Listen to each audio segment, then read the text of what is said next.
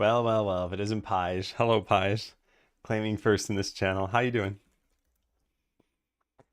So, Adam is going to decide what to do with twists, which used to be the way of presenting both a positive and negative ability as a trade-off for the player. The plan from yesterday was to just make them positive, but after thinking about it, they seem very similar to perks at that point. So he'll be doing some design about that this morning. All right, how many characters is this? 366. Okay.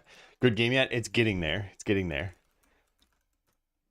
Good game is the goal, but before that you have decent game, and before that you have bad game. We're in decent game territory right now.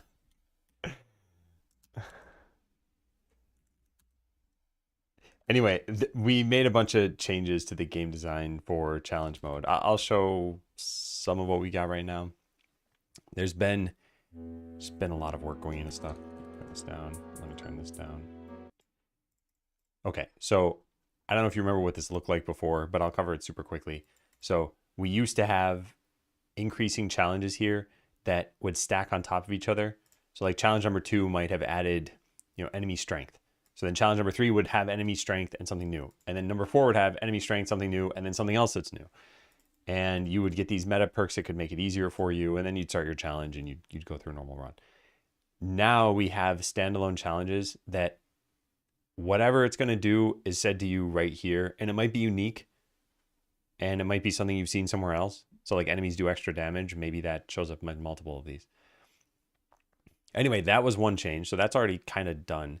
And then another change, and this is not done yet, but when you get a certain number of perks, so you get 4 of these, and then on your 5th one, it presents you with a twist. And what used to be the twist is that there'd be a positive and a negative to each of these choices. So it's like, oh, free treasure chest, but you lose out on income or something. And fish give gold, but enemies get stronger. So people did not like the negative aspect of twists. And now that they're just positive, they're not all that different from perks. They're just sometimes powerful perks. So I was thinking about this, why not just make them perks? You seen that Twitter game dev trend where it's like, make it exist first so you make it good later? You're in the existence part. If we win a challenge, can we get hats as rewards? So I haven't seen the game dev trend, but I've at least heard about this. And I think I kind of sort of agree. But I think this advice is probably targeted at people who otherwise wouldn't even kind of make a game. Because in my mind, I look at this as like the iterative process of designing and developing. Like we made something, it wasn't the best, so now we're making it better. But can we get hats as a reward? So there will be a tie-in with TF2. Every character is going to turn into a skeleton. You can wear the hats on those characters. I'm paying Valve just boatloads of money. 1 boatload per hat. Okay, so yeah, I had this idea. Why don't we just make these perks? And I got to write this down somewhere because this is a mess. Changing twists even further. We should be able to unlock silly hats for our villagers. Everyone loves hats. I think the issue is that right now we have like game mechanic problems, and it's not like the game is perfect and we just need hats or something. I don't think hats are going to do a whole lot. Hey, Matt. Happy Tuesday. Okay, so I want to write this thought process down. Yesterday, we changed twists from being trade-offs to just being positive. And then said we need to come up with many ways to modify the rules. In trying to draft some ideas, I realized that there isn't much of a difference between twists and perks. Perhaps just the impact of the effect. As such, I think we should probably pivot twist to just be rare perks and guarantee a rare every, like, guarantee all rare choices like 3 times per match. You underestimate the power of hats. Just cover the problem with hats, no more problem.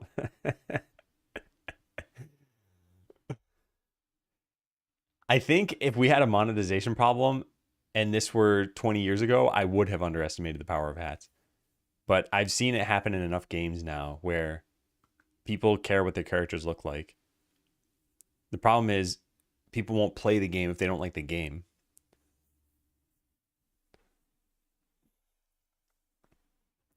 People would have enjoyed the twist if you gave them hats. You think we should have like positive hats and negative hats? Like some hats make your head uncomfortable, they itch.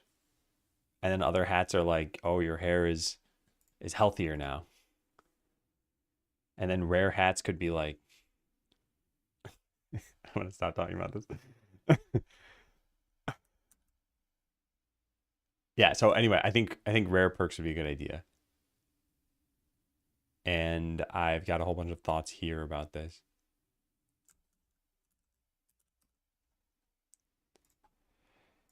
Twist reading trade-offs as being positive, and then said we need to come up with many ways to modify the rules.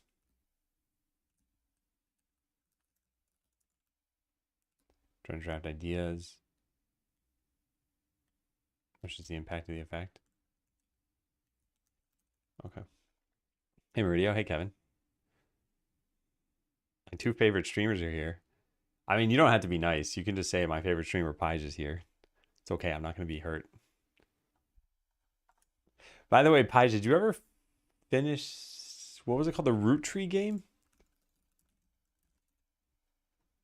Yeah, the root trees are dead. Did you ever finish that? Or did your brain have too many hats on it?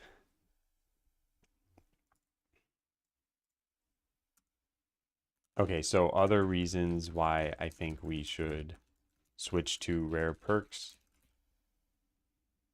If twists change the rules, but you only get 3, they need to be very powerful since you can't exactly stack tons of synergies. Yeah, and then I'll write some ideas here. We could still have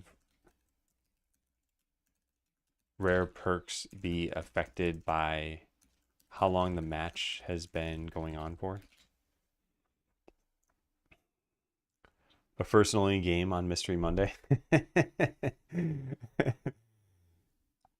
I don't know if you've ever been to an escape room, but I think if you play a lot of mystery games, you probably get used to the sort of things that people do for mystery games. And then I wonder if the games are still as fun. Like I know people still go to escape rooms if they've already done a bunch. Maybe there's something better about it being in the real world and being tactile.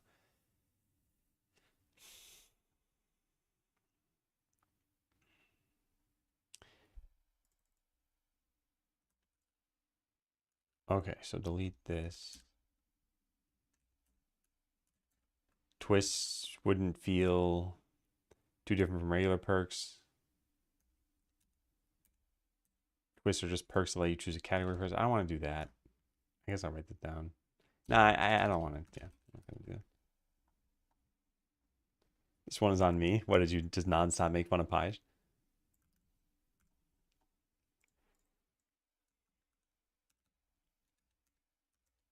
They feel like they could just be rare perks. Twist analysis. By the way, the reason I started early today, it's like 8:06 my time, is because I have to go at noon. I don't usually make it to noon anyway on Tuesday or Thursday, but I wanted to at least have the time to be able to do that. So I'll probably stop after the usual like 2 or 3 hours. But if we wanted to go for 4 hours, we could technically.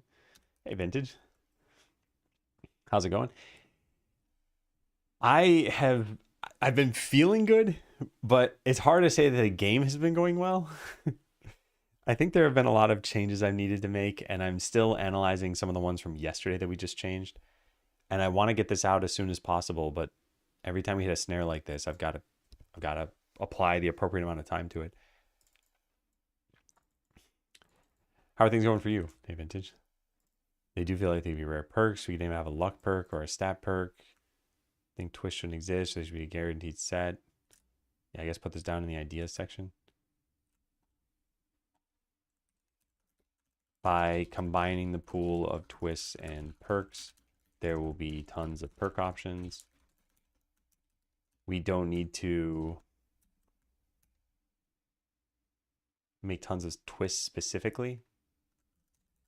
If we had only 10 twists but 50 perks, it would have felt like there wasn't much twist variety. By allowing you to get multiple twists, now rare perks, you can stack tons of synergies. Makes it so we don't need to distinguish what makes something a twist. Before, we had planned on them being rule changes, but that's vague. It makes regular perks more exciting.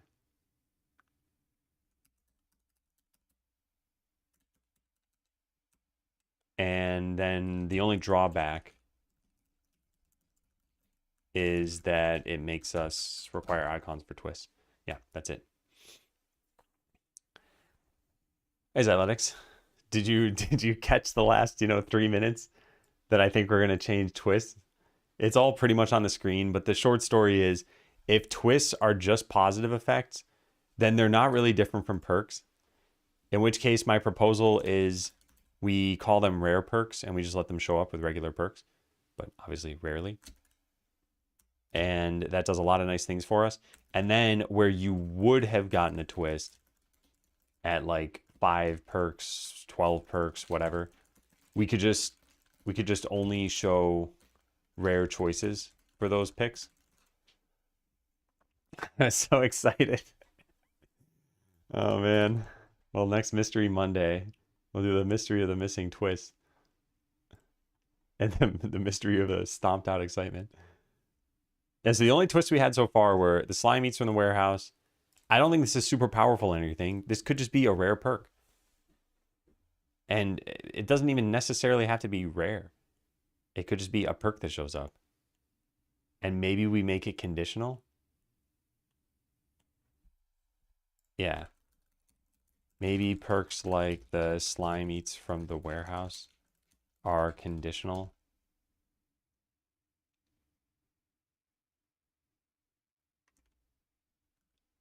On having both the slime and the warehouse.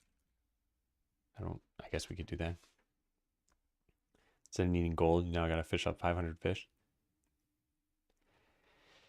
Yeah, I did not like the idea of changing the goal at all, because everything feeds into money, but not everything feeds into the other systems. So like fishing up fish is a combination of getting potions and then defeating the fish. The defeating the fish part is presumably very easy. So it's really just like get a bunch of potions, which is now more specific than get a bunch of money, which is what made me not want to do it. Anyway, yeah, so this isn't super powerful. The warehouse autofilling with treasure, I don't think is also super powerful. It's like you could just get this. Free treasure chest is super powerful. +1 adventure per battle is powerful. Minus per cost, yeah, crop value doesn't really matter too much. Fish give gold, it's interesting, but it's not like a drastic change. So yeah, I think we should convert a bunch of these.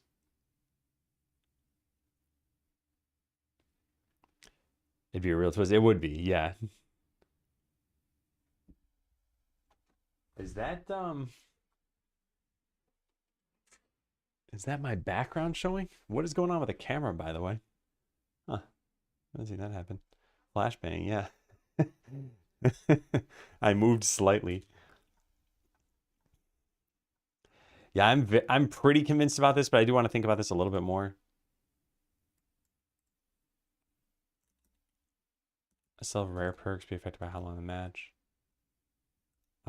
When we would have presented a twist, present a set of all rare choices instead.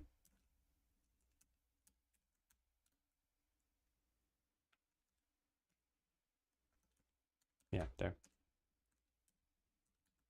And allow for rare perks to show up um, among regular perks or common ones. Game dev superpowers. Hey, Kavina. Kavina, what was the thing you started working on recently? Something about bears? What did I read on your stream title?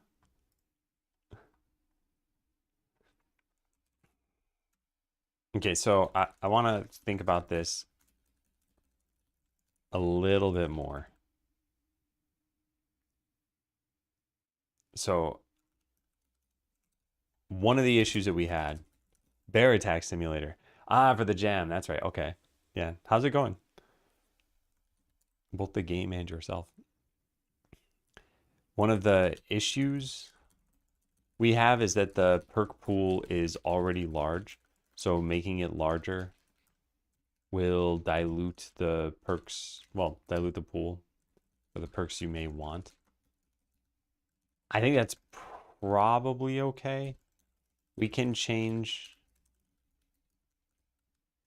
I think that's probably okay as long as we have. What is going on with the camera right now? Huh. It's like turning off and then turning back on, right? And then getting fuzzy. What is this? Let me just turn this off completely. This is my like proper camera that I have. Huh, that's weird. The lens didn't retract. Huh. Something's very wrong.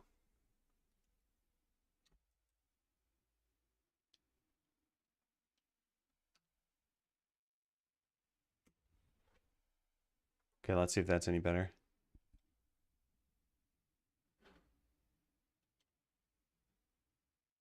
Huh, that's weird. Yeah, that's weird. Well, we'll have to see if that's going to be fine today. Hey, Frombert. And hey, Chef Alton. Working with an amazing 3D artist, Plobby 3D. Been absolutely cooking. Nice. Nice, nice, nice. Hey, Vintage, what are you doing for the Jern Jam?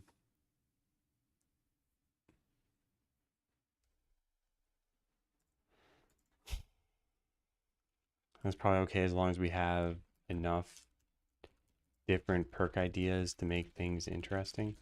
And I don't want people being fatigued by picking tons of perks.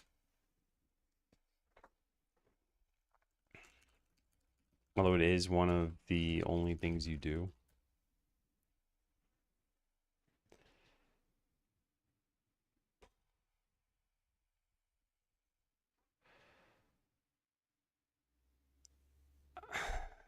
And then we also wouldn't have any constraints that are added mid-run.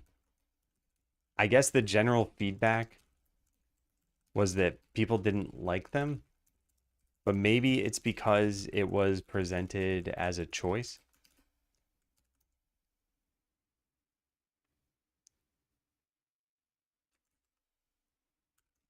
Maybe this isn't a bad thing, though. I had done it preemptively to try to change up the game, but maybe the rare perks will do that.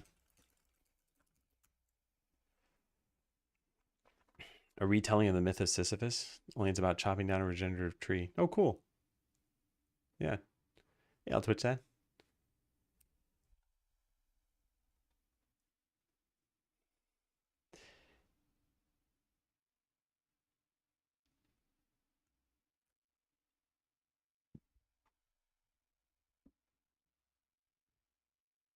Man, there's all sorts of like weird things going on with my computer setup right now. Hang on one second. Okay. At least the camera seems like it's fine. So I made these to try to change up runs. Will it still feel like runs are different thanks to these rare perks?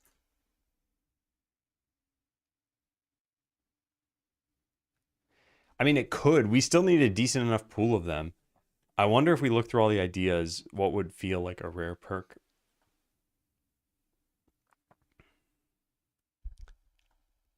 I'm just so torn.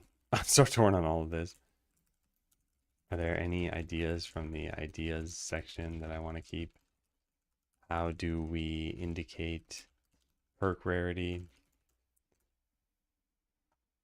And then do we still use generated ability for this?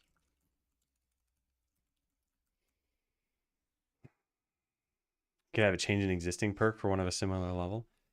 I think, okay, so the overall problem here is that as you're playing through the game, you're making a bunch of decisions of which kind of perks you want. So like, do you want town perks? Then which specific town perks do you want? Like, okay, I need more workers, so I pick this one, or I need more customers, so I pick this one. So, all right, you're making these choices, but then you win or you lose, and you go to the next challenge. Now, what's different about that challenge? You're still going to be presented with perk choices, and you're still going to be like, oh, in this one, I need the weapon shop or something. So ideally, we've started you at a different position where certain perks matter more or less. But if we haven't, if your strategy is still kind of the same, then it's going to feel like it's the same. And then I think people will get bored. By the way, I might as well check this. Okay, so we've had one new person play and we've had 4 more runs get added. I don't think that's like major numbers or anything, although people do know changes are coming down the pipeline. Anyway, the idea of rare perks would be like, instead of this Swift Shoes one, there's one that's considered rare, and it maybe changes the rules of the game a little bit. But if they're all positive, I think people are just going to want to pick the rare ones still. Won't people only want to pick rare perks when they show up? If they're all positive anyway. So the idea, you'd want some runs to supercharge is based on RNG. You'll have some runs where you might not get any or very few, but have another where you get a lot, unless there's some weighted RNG. Well, the weight would be that what is currently a twist perk would be made into a set of all rare choices. So like, you're guaranteed to get at least 3, assuming you buy as many, or maybe 5 or something. You know, we could make up whatever number that is, but you'd be guaranteed to get some of them. And then, yeah, they just sort of randomly show up. Otherwise, maybe at like a 5% chance. So when you get a set of 3 choices, then it means you need roughly 6 to 7 of those sets of choices to see one rare perk. I don't know. I'm just making up numbers here, but I don't think this is going to help. Because I think this is a problem. I think this is a problem.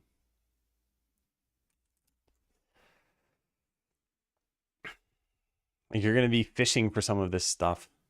Like, hey, I just need customers, and I need all the customer-related rare perks too. So maybe what we could do, maybe there could be a way to buy or influence, like buy rare perks or influence luck somehow. Like, what if there's a, I guess they'd be their own choice, and you get the first one for free, or maybe you, let me just figure out some ideas here. Idea, you get the, like, every time you get a town perk, the cost of the rare perks goes down until it hits 0. So you could always choose to invest your money in the rare perks, but you would naturally get them as you get town perks. It's a slightly different decision, but again, if the rare perks are better every single time, it's basically like, how often can you click this button? Also, how many of these do we have? How many rare perks will we have?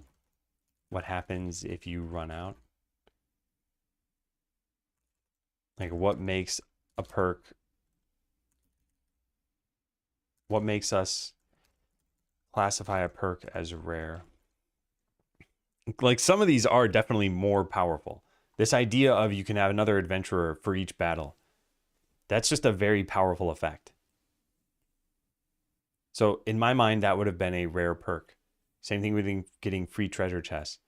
But I don't know how many other ones would feel like they should be rare. If they're going to be impactful,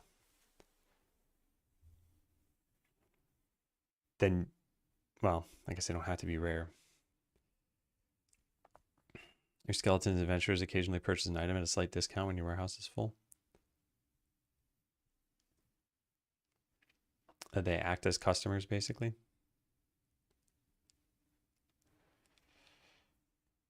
I'll write this down, but I'm like super stuck in this thought process right now of rare perks.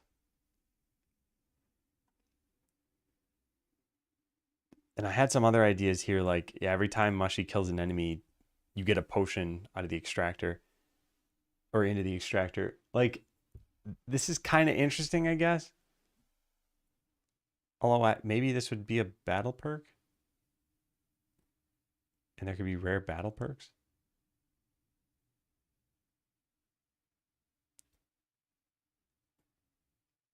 I just don't know what this is going to look like.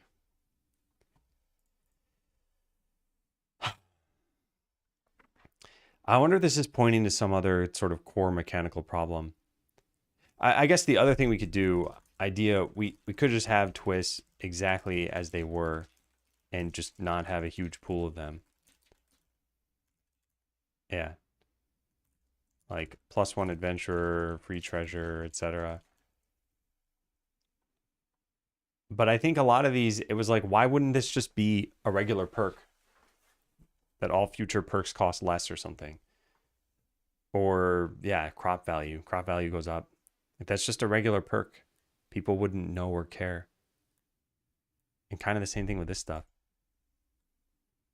But I don't think we benefit from having like a mega perk pool.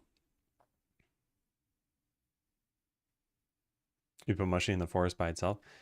Yeah, although all it would get you is potions for the farm and the fishing pond. Also, this was kind of just meant as an idea for future stuff. Like when a specific character kills an enemy, something happens. But yeah, in order to guarantee that they're the one who kills the enemy, you probably need them alone in battle.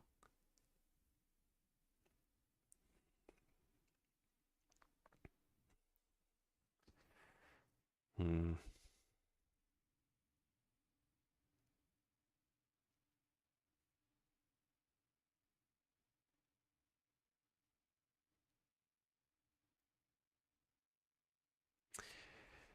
Yeah. I wonder if what we need to do is come up with some of these rare effects to see how many there are, how much design space there is.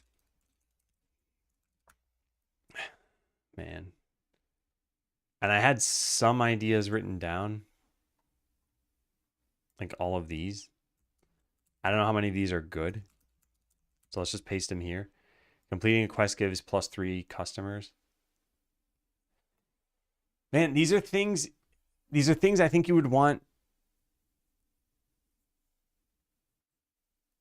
to pick ahead of time or to know ahead of time or something. Like this could definitely change your run if you knew this stuff. I just don't think you'd want to pick this. I think some of these rule changes would indeed change how your run goes. But you either would want many of them or you would not want to pick them at all. Like if they're random positive things, can we just give them to you at certain points? I guess that's kind of what was happening with twists anyway. Man, I'm going nowhere fast. Yeah, what if we just gave you these at certain points? There was a notification that said, you now get free treasure chests every 60 seconds. That would probably encourage you to get the treasure room and start prioritizing its perks.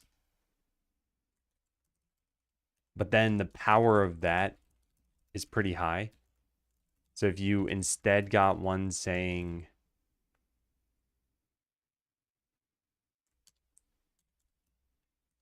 I don't know, something else. Like harvesting a crop gives you 1 mana. It may feel disappointing. Hey, Cuddlefish. So I guess as another thought from this is, what if these were baked into the challenges? Is that even fun though? I think if they're the same every time, it's not as fun. I guess if you ever want to replay the challenges at all, it should be a slightly different experience. I kind of want these things to be randomized. Just want to say thank you. I was inspired by your use of Obsidian and migrated my note taking over to it in the last week or so. I really like it. Also been inspired to take more detailed notes. Nice, nice, nice. Yeah, I think I might have a meta note on Obsidian itself, although I don't know if there's anything helpful in there.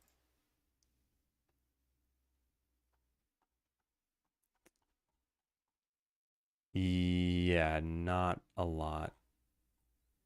This was kind of nice though. So I have a private vault, and when I open it, it's coloring everything red to make it clear that it's private. Whereas the one that I have open here is the normal colors, like gray, white. So if you ever had a need for that, that can be kind of nice. It's just custom CSS for a particular folder that you open. I think I'm missing out on a lot of functionality. I refuse to use plugins for it. I think their plugin model sounds bad. So if I made my own plugin, I would use it because I trust myself, obviously. But I don't want to trust random people's code running with all of my private notes. Now, if I were just writing public notes like this stuff, I wouldn't care. I trust that a plugin isn't going to randomly delete my notes, and I can back them up myself anyway. But I don't trust that they're not going to exfiltrate data.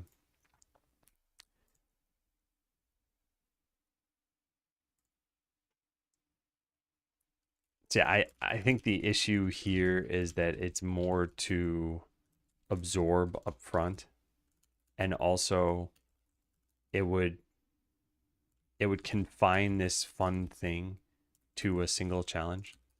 So I think this is a bad idea. But I like the idea of changing these rules somehow. But again, I just feel like there's different magnitudes of rule changes.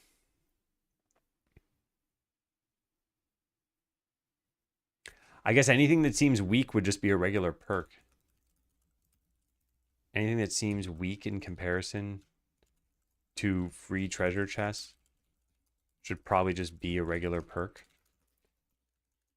Or it should scale somehow. I guess plus X% crop value is interesting if you get plus 400%.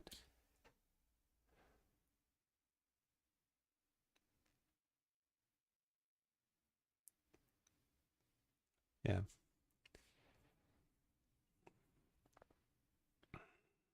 Has everything you really need baked in. I think some of that is true. There are some interesting plugins out there.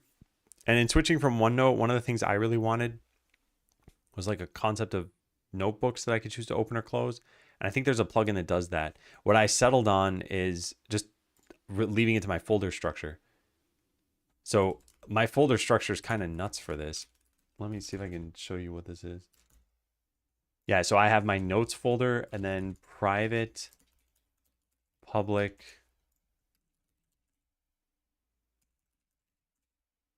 and then under public, I have shared and unshared. I know this doesn't sound too crazy, but it was like, I didn't want to have to come up with this. So when I open up my own notes myself, I just open the notes folder. When I open them on stream, I open the public folder. And when I export them, I export the shared folder. And that way my private stuff isn't anywhere that you guys can see it.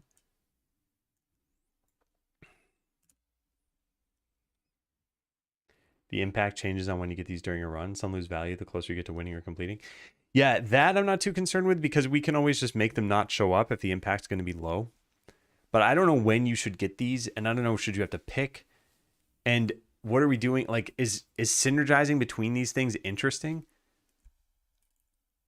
And how much do we have to consider synergies on its own? Plus 1 mana every time you harvest a crop isn't very interesting. But if you get let's say something like spells are twice as strong and crops grow 500% faster, then your run is probably bonkers.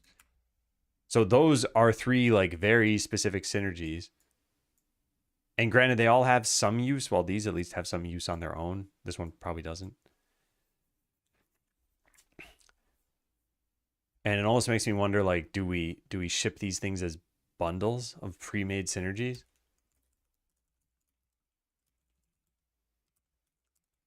Bundles of pre-made synergies. I think that takes the compositional fun out of it.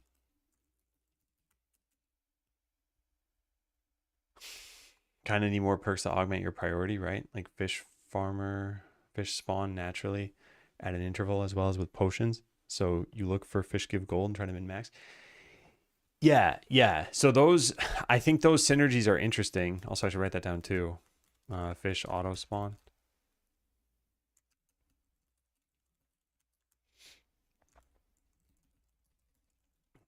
Or the extractor just auto spawns both.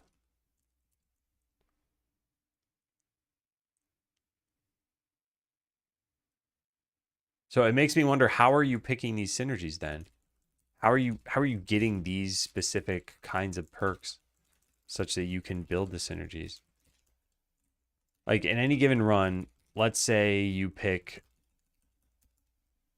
30 perks on average. Some are necessary, like maybe customers, storage space, etc. And then some will be synergistic.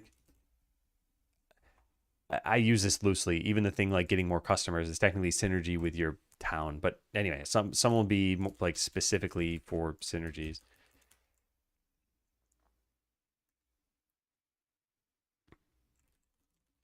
I think this needs to be a trade-off of picking a regular perk versus something for a synergy.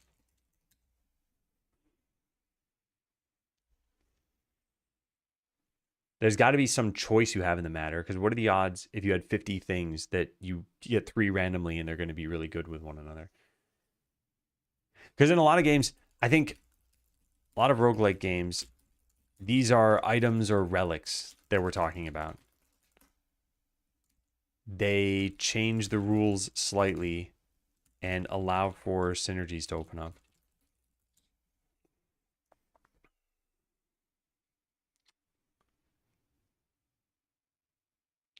And in those games, there's usually a choice of getting more of these items, or well, I guess it all depends, or some other thing to increase your power.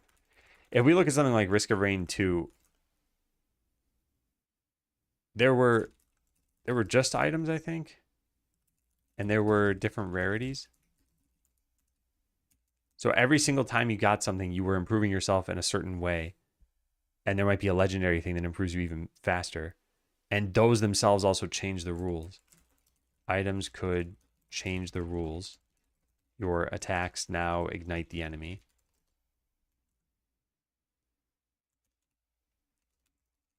And fire damage is quadrupled or something like that. Items were the only real way to improve your power, and some were boring, plus 10 life or plus 5% damage to bosses or something like that.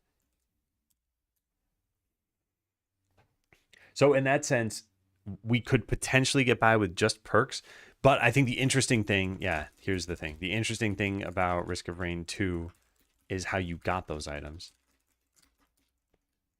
What is going on with... I think you're not supposed to have a document that's like 700 pages, because this is just outright lagging now.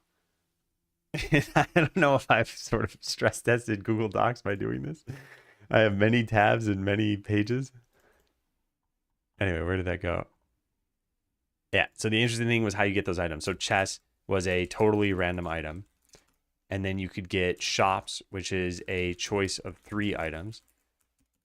And then you could get a 3D printer, which was a way of converting a random item of a certain rarity into a specific item. And then you get a scrapper, which is a way of converting any item into a scrap of the same rarity. That way you could 3D print something later without it taking a random item from you. And what else did they have? I guess bosses drop random items of higher quality. How else could you get items in Risk of Rain 2? And I guess some like miscellaneous things.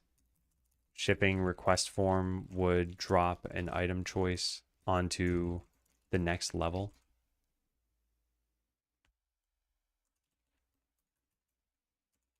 And maybe like crates had good items if you had keys. And then some of the expansions added those like void things. Added in DLC that let you pick special items using your life.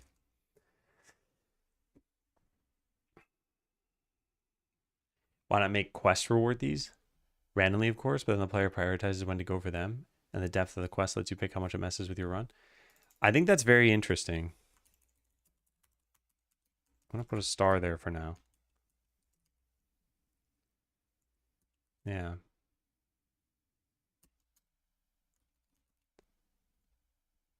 What is this guy writing here? The script for the B movie over and over? No, that would compress too well.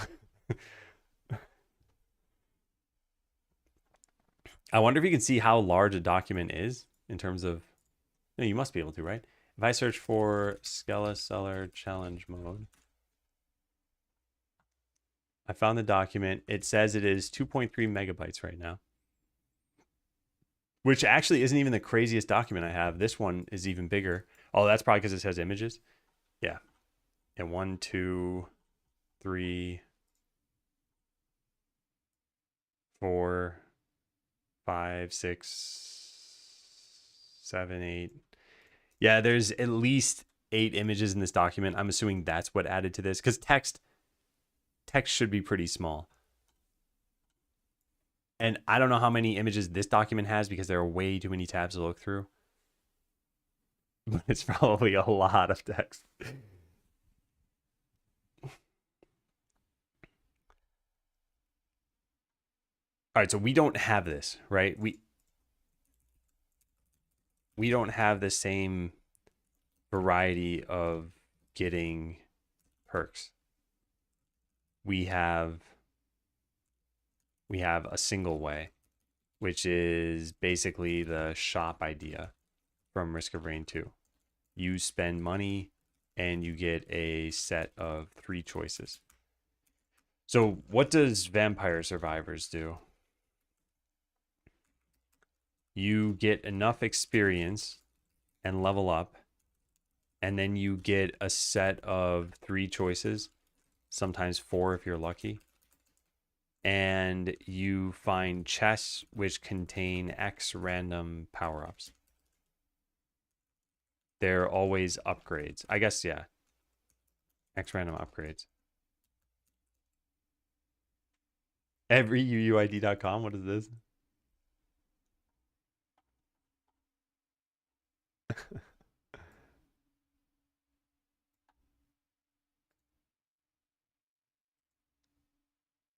Wow.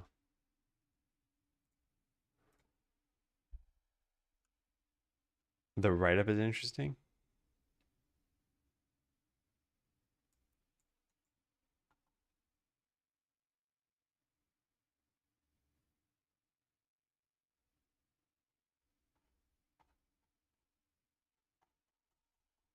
Okay.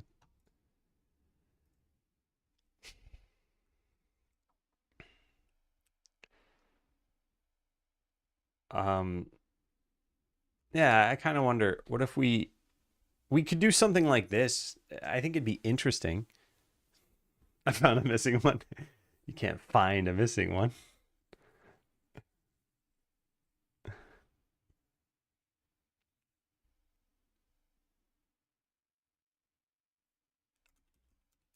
Yeah, so I think we need a way to get random perks to the player. especially if we have a ton. So Vampire Survivors, whenever I talk about this, I'm pretty much talking about the base game because that's what I played. And there weren't so many items in the base game. If I had to approximate, it's probably like 20, maybe 30. And then they had upgrades for them, which changed kind of minor parameters like, oh, this thing does more damage, or you shoot another projectile, or it bounces off a wall or something.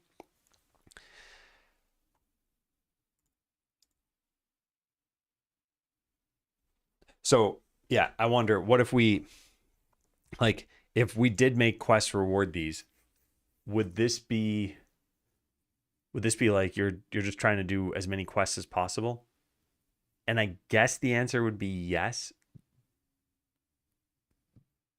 but that we need to make the quest take a certain amount of time and a certain amount of money so that at some point you're determining, is it even worth it for you? This would make quests high priority, but you would need to figure out how much it'll cost you. Also, we probably need a way to turn on / off quests. Maybe closing the chest. Yeah, for people who get themselves into a situation where they're like, uh-oh, that's taking all of my money. May also need to randomize quests if we do that.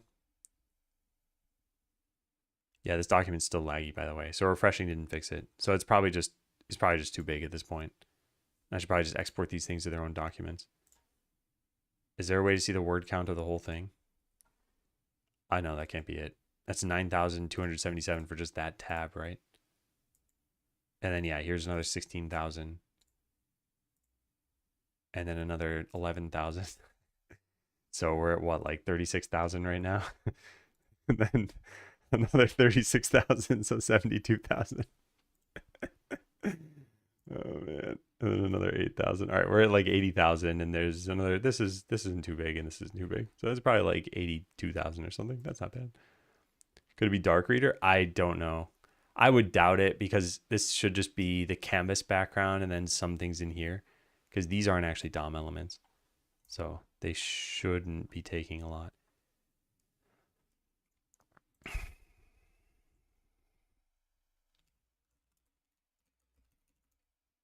I wonder how you get these. Maybe you could just outright buy them. Like getting a bundle of 3 costs 3 times current cost times like 80%. That way you'd save some money overall. But they'd be random perks.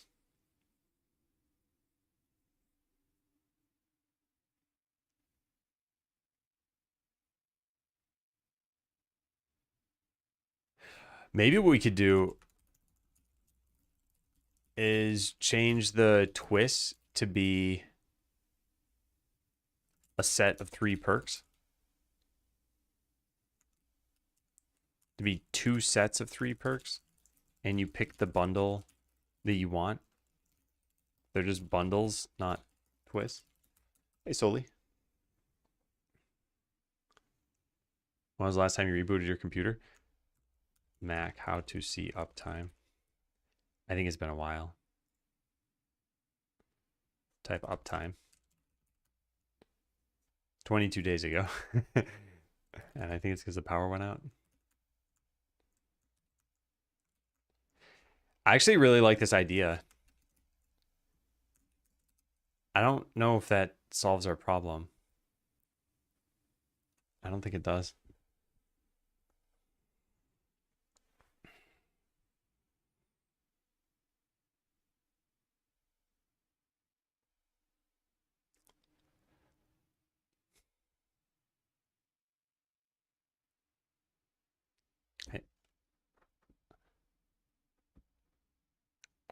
I haven't solved the problem. Okay, so we should just be putting stars next to everything so that I can look through this later and find all the things that I wanted to remember. So I like this. I think this is good reasoning why I think this is bad.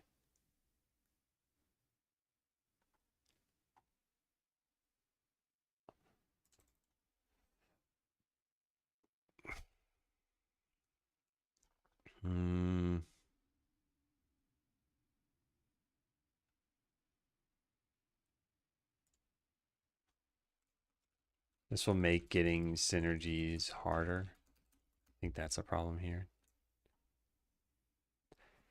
I mean, how does synergies work in Vampire Survivors? I guess the explicit synergies that exist are for item pairs. Like when you upgrade this item and you have this other item, they combine to form a new item, which then frees up an item slot and also gives you a more powerful item.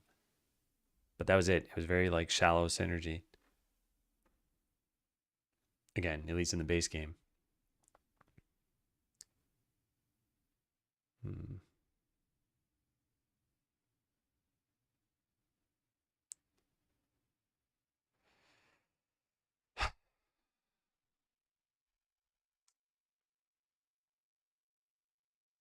All right. I still want to think of what other games did for this. Like, I guess the interesting thing about Risk of Rain 2 was item acquisition cost time, which made all enemies stronger.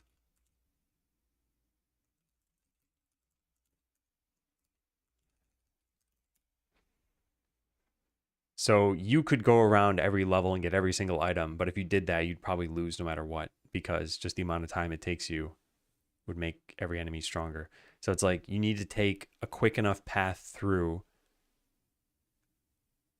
And if you feel like you're too weak, getting more items might not make you relatively stronger because the enemies are also getting stronger.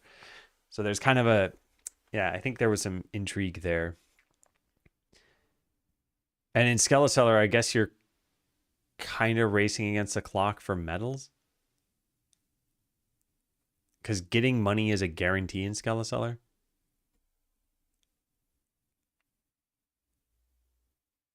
And then if we contrast this with something like, I don't think it's that interesting to look at Slay the Spire, but Slay the Spire had the concept of relics and then the concept of cards, and I guess potions as well, but we could ignore potions for now.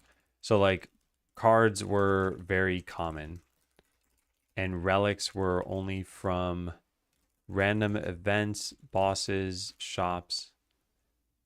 I shouldn't say only from, I'll say mostly from those. Those are like the primary ways you get them. Not bosses, elites, sorry. Elites and bosses, I guess. So you again had some trade-off here because there were only so many nodes you could go to on a map. And shops in particular, you could either buy a relic or you could buy a card or buy a potion. So anything that could modify your run. We don't use the same pool of money for all of this stuff. We have two different kinds of currencies, sludge and gold. So battle perks are just via sludge, and then everything else is via gold. It does kind of make me wonder if we should get rid of sludge specifically for this. Hey, Calic. Are you still incredibly rich?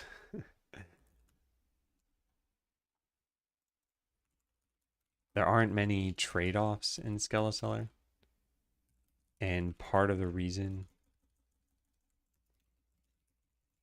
is that there are two currencies, but sludge only has a single use right now. Battle perks. Makes me wonder if we should do away with sludge. I don't think it's going to do anything interesting, though. Yeah, I don't think it's going to do anything interesting. 68k left. Wow.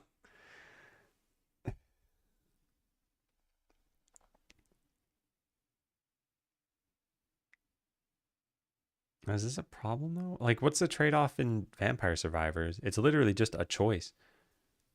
That's it. You get enough experience, and it's not like, well, I'm going to spend my experience on this versus this. It's like, just pick the item you want. And that's, I keep coming back to that because I just still think Vampire Survivors, despite being a different genre, is the North Star for this. And that we may not need a lot of complexity to get this to work. But I think the reason why Vampire Survivors worked is because there was shallow synergy. Shallow synergies, at least in the base game.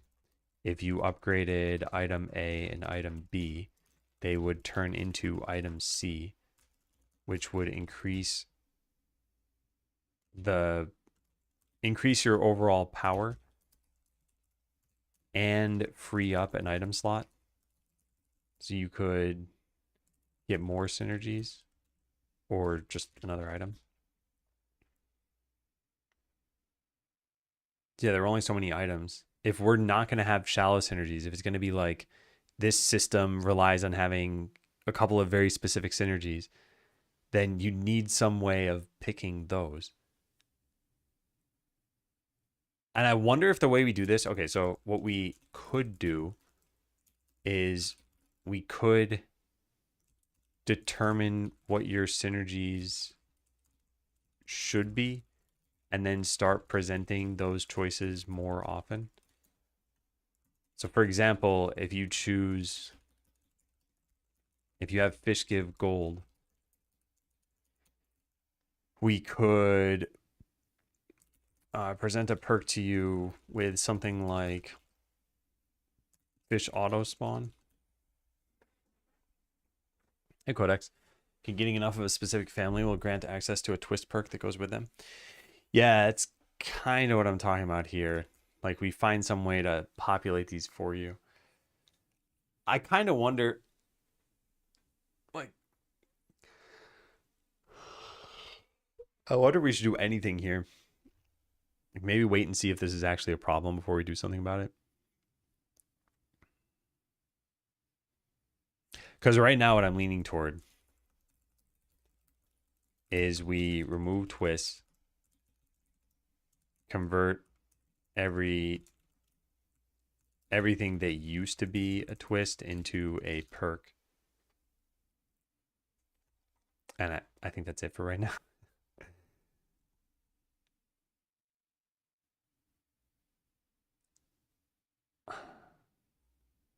We need some rarity system, something. Otherwise, this is just like the best perk you could possibly get. It would also make rerolls a little too good. Yeah. Yeah, I guess it doesn't have to be presented explicitly.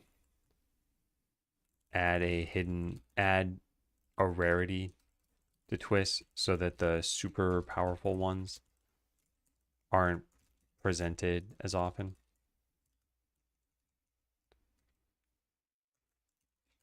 We don't even need to render the rarity, but we need to make sure you're not burning through all of your rerolls hunting down rare perks. Those auto battles that give you bonuses for selecting like type heroes. Yeah, I'm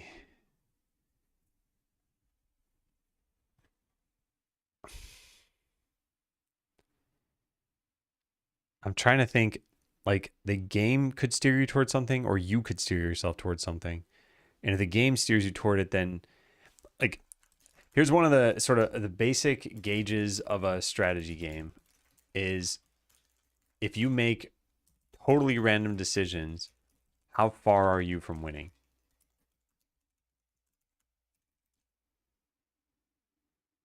And maybe not totally random decisions, totally random valid decisions. So like let's say you're playing Uno and you take, I don't know, like an 8-year-old and you take a random strategy. How many times will it beat the 8-year-old? So we're not talking like I don't know if pro Uno players exist. We're not talking like a pro player. We're talking like a thinking human being who has a strategy who's probably not like super refined. And you take this random valid strategy that it just plays cards. Like how many times will it win? And I think if it wins even 10% of the time, it's like, okay, well then the strategic depth is not so great. What's a game that's typically associated with much more luck? Not like a total luck game. I guess Uno's pretty close to that. Yeah, it's like there's some luck involved. There's a tiny bit of strategy. Hey, Abusement. What are we learning? We're working on game design for Skeleseller to try to figure out what in the world is going on here. Right now in the game, we have these perks, and they're presented randomly, and you can pick which one is best for your town. So maybe you're lacking customers, and you pick this one. And now a new customer comes over the bridge. There we go. But what do we do about like rare choices in here? How do we let you build towards certain synergies?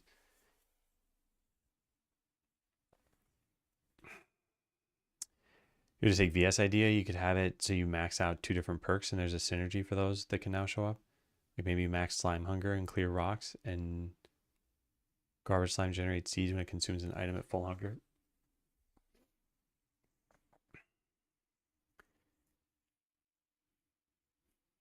It I guess that is one way of doing it. So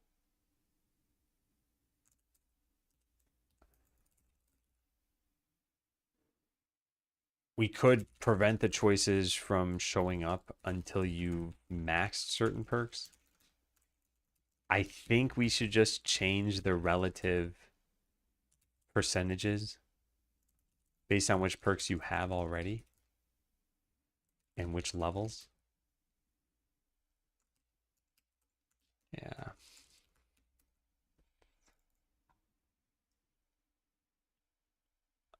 Yeah, thank you, Matt. Yeah, the demo of the game is there on Steam. And there's also a trailer here if you want to find out a little bit more.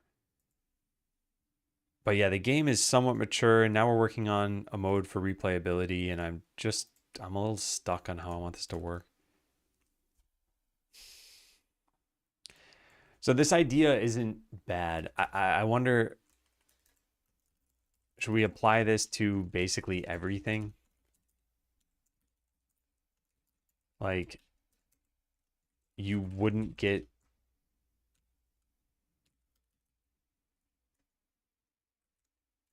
how do I say this? I guess my example is you start from a blank slate, right? You have no buildings, no perks already. Everything has an even chance of showing up unless it's super powerful. And then by building the farm, you now get a like plus 5% appearance bonus for farm perks.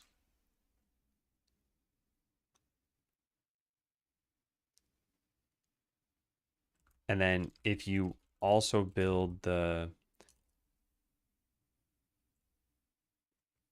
no, maybe, I don't know. Like if you get, yeah, for each farm perk you get a plus 1% appearance bonus for some like mega farm perk.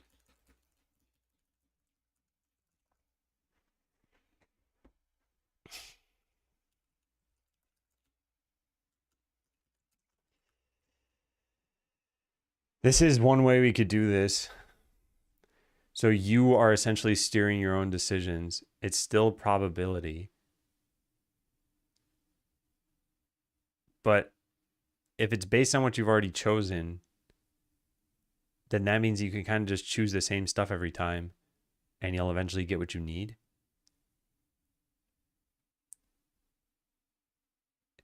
And naturally, this system is going to stop you from getting synergies that we haven't identified as like proper synergies, which I think is also kind of an issue here.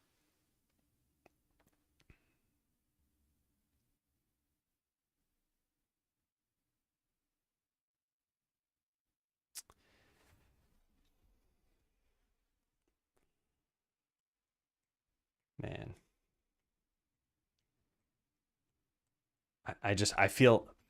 I think the overall problem is that there are a lot of ideas I want to try, but coding them takes time,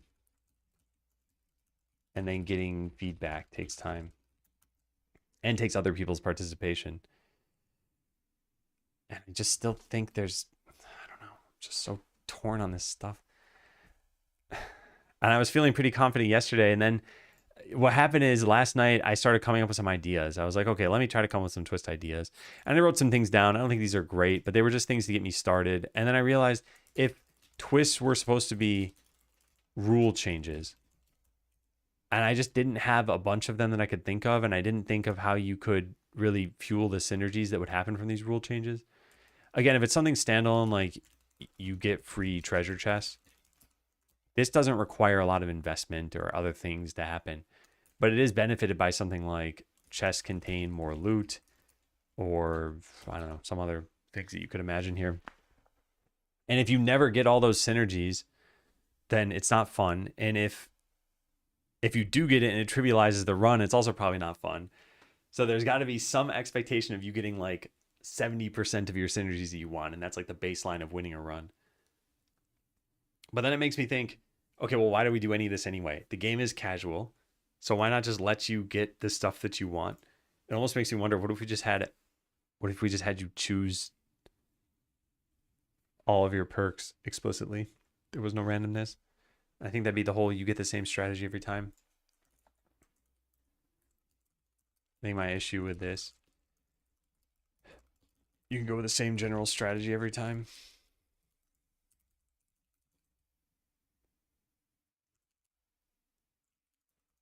Yeah, probability wouldn't always come through for you, but weighting stuff makes it less random.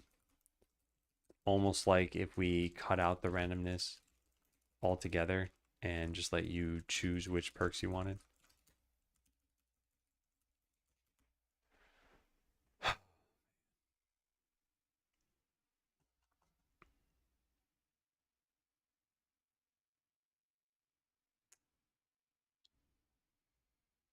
Well, what's the problem with this again?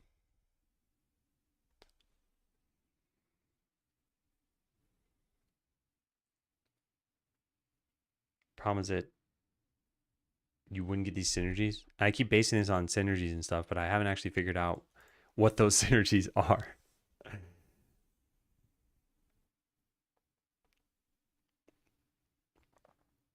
Like something like this, the farm has a 25% chance to reroll the crop if it's not the best possible crop.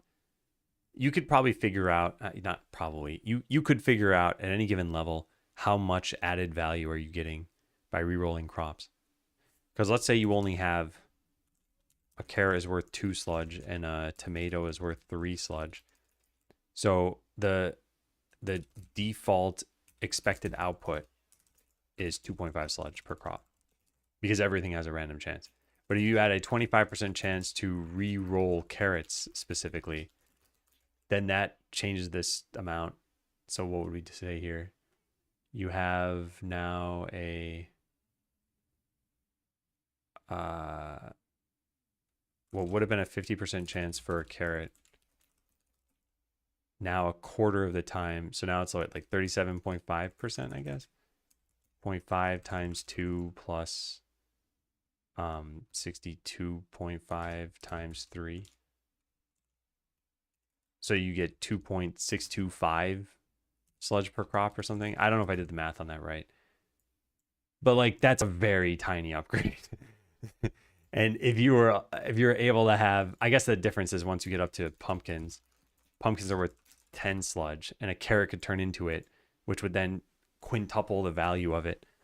But even that's probably not worth it because it's a 1/20th chance. So it's 5% chance to quintuple to get +8 sludge. So it'd be whatever your average value is, 2 plus 3 plus 4 plus 5 plus 10 divided by 5. So this times 0.95 plus 0.05 times 8 or something. I don't know. Anyway, it goes up hardly any. My whole point was some of these perks are not going to be very significant on their own. But if you start combining them with other things, they are going to be more significant.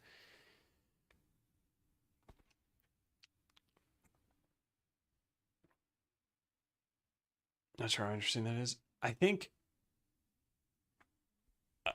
I want people to be able to get these synergies, but I don't even know what they are.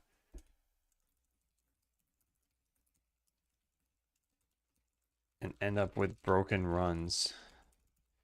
But I don't really know what the synergies are going to be.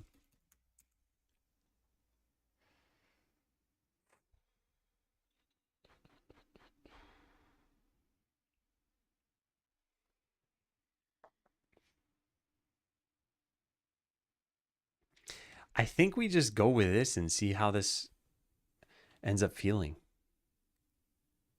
Like, yeah, if you ever see +1 adventurer per battle, you're probably always picking it. And the reason you might not always pick it is if the other ones are also really good.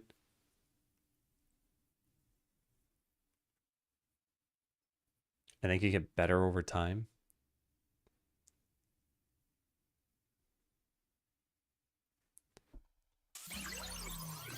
Hey Fritz, welcome in. Thank you for the raid.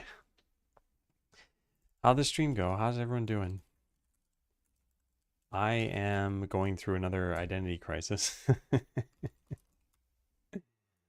Oh man, we've been working on this design for so long of challenge mode, and I've tried a couple different things, and this has been like 2 months in the making. And I think things have been improving. But one of the problems that we have right now is that when you get perks in the game, you're presented with a set of 3 random choices. And at any given time, with any game that works like this, you're expected to be able to gauge which choice is best. But some of these are probably going to be interesting synergies. So imagine you have a pool of, let's say, like 75 choices, and at any time you see 3 of them, and maybe they're just randomly picked. If you want like perk number 7 and perk number 17 are like some great synergy, the odds of you getting these 2 without any sort of weighting or steering is pretty slim. Well, it all depends on how many choices you get per run. But like just getting these 2 random ones, it's not a very high chance. So I want to find out how we can steer people toward that a little bit more, maybe, or let them steer themselves. And that's kind of what we're talking about today. So the twist being random with better odds, it's probably better to set requirements and then grant a choice once requirements are met. Like needing 5 farm and 5 fishing perks to grant a choice of 3 perks that will work off farming or fishing.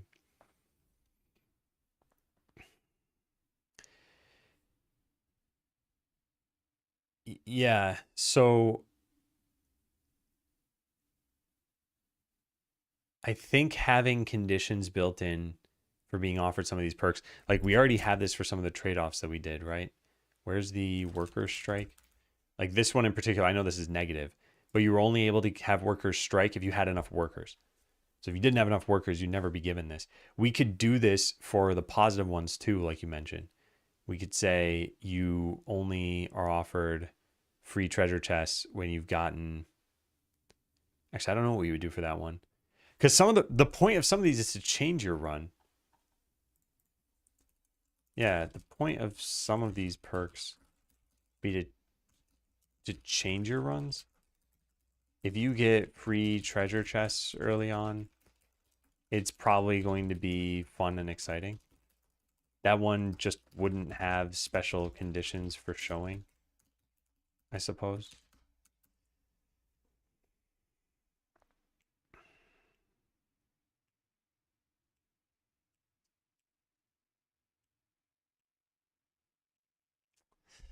Man, so difficult. Well, you could sort of repeat the process, right? It probably wouldn't be a guarantee.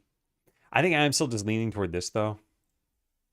And then we probably do want to have some abilities that generate with different numbers.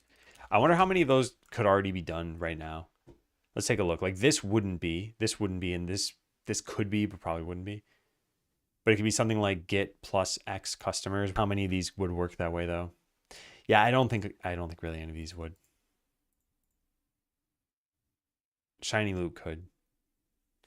In fact, it could take in what your current value is and then generate a new one based on it. But then it wouldn't tell you how it's leveling up.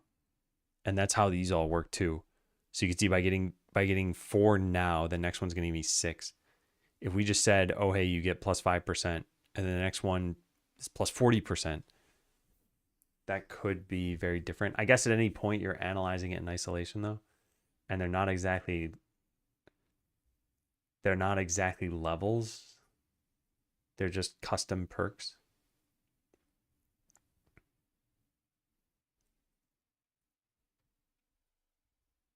You're playing for a chance at a higher percentage.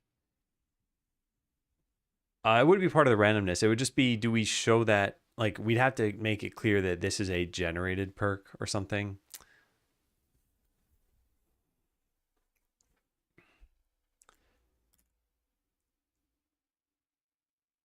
Yeah, we could even have levels for these where we just change the number that's presented if you already got the perk. Hey, Acme, could you set the perks as a tree and add a weight to the branches and randomize which branches are presented for the current player node? It had to be a manually created tree. You could add synergy types and auto weight based on those groupings. So I think one of the kind of core issues is, does the game do the steering for you, or does it give you options to steer it yourself? So as an example, I was talking about Risk of Rain 2. I don't know if you've played that, but there are just random chests, and they just have a random item in them. And that's it, just random item. And then they have shops, which are 3 random items, and you pick one. And then they have printers, which have one specific item that you can get as many as you want by converting items you already have. So it's like the game doesn't really steer you in any way. It's not like, hey, this run's going to be a fire damage run. It's like you can pick it yourself, but some is going to be random, and that's going to influence your future decisions. In fact, the vast majority are just totally random. And then some let you choose, and some let you choose in different ways, and there are other ways of getting items too. So this is like the players doing the steering. If we do something where we have like a predetermined like synergy tree, then we're coming up with the synergies, which kind of removes some emergent gameplay. And then we're also probably steering you toward those by changing which ones we're showing you. I think I like the player-driven stuff. And I think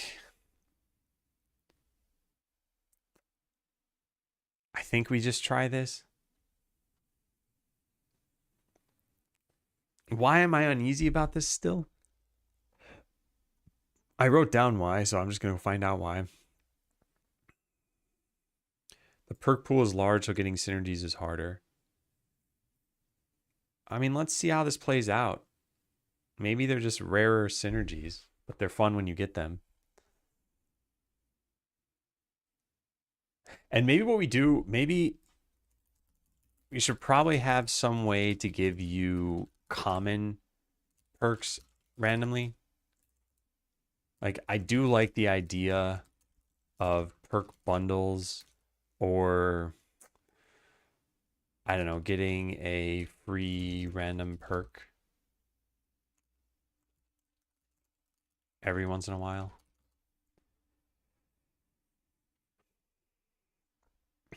As long as the requirements are around types and not individual perks, the difficulty really shouldn't be that bad. Well, no matter what decision you make with perks, you're going to have sort of an average gold per minute per player. And you could base the difficulty on that number. So like, let's say there were 1,000 perks in the game and only 2 had synergies. The odds of you getting those 2 are going to be so fleetingly small that they're really not going to change the numbers that much. So you're like, okay, well, we're going to base this around you getting a bunch of just non-synergistic perks. Hey, Wazirk. Could you add categories and let the player pick from those so the pool gets smaller, allowing them to increase chances of seeing things they want? Yeah, so that could be done. The thing I was wondering about with that is, I wonder what these categories would be. And I wonder if there'd always kind of be a best decision. Like we could probably separate them into storage perks. So like your shops get more storage. Or like, I don't know, adventurer perks. So maybe you get stuff for the farm and the treasure chest and whatever else.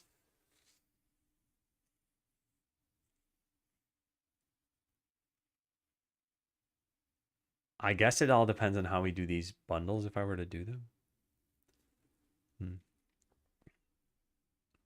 I think color coding perks into grouping types might be good. For every color you choose, it raises the weighted chance for more of that type. Yeah, so what I'm a little concerned about is, I was mentioning this earlier, I can do that. It'll take some time to do that. I don't think it'd be incredibly tough, but then we need to play test it.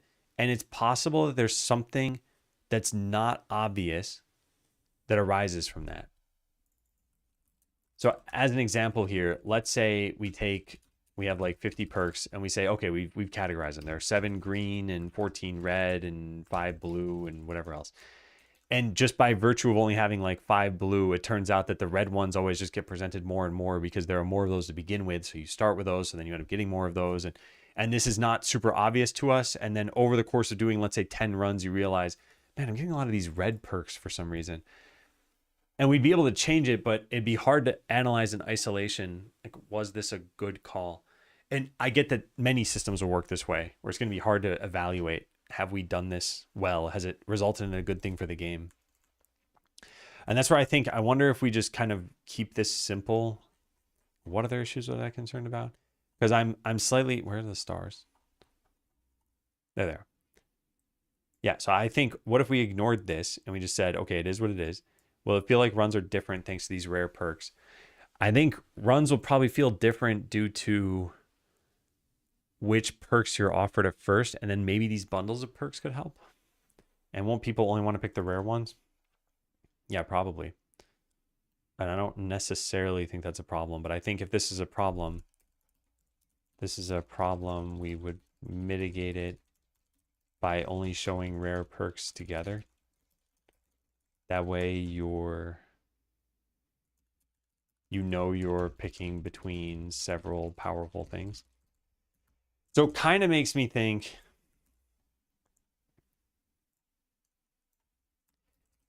I like the idea of bundles of common perks and then rare perks showing from time to time. I wonder if these could just happen every so often. Like perk generation would say there's a, I don't know, 90, maybe 80% chance to generate a single perk, and then a 15% chance to generate bundles, and then a 5% chance to generate a rare set. So most of the time you're picking just a single perk. Some of the time you're getting like 3 random perks maybe. In fact, I wonder if that should just be a rare choice. The rare choice could maybe be that you get 3 specific perks. Maybe that you even need.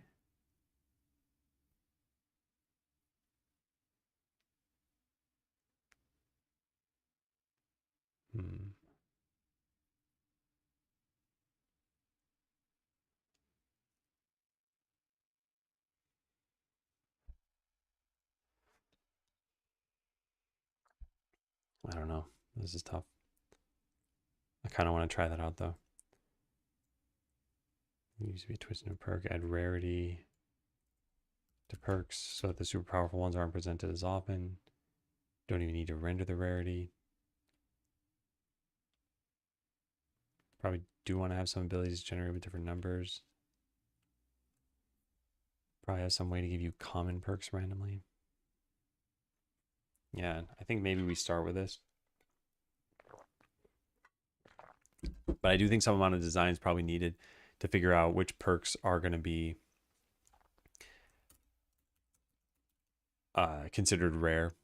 So are any of these something that I'd consider rare? Max customers, speed, the menu, workers, shiny loot, speed, more storage, warehouse storage. I don't think so. None of these look like they're super impactful. No, yeah. I don't think any of them are. Maybe key rarity. But otherwise, no. These are just regular perks. So we'd come up with new ones and some of them would be considered rare. And which ones did I say were powerful?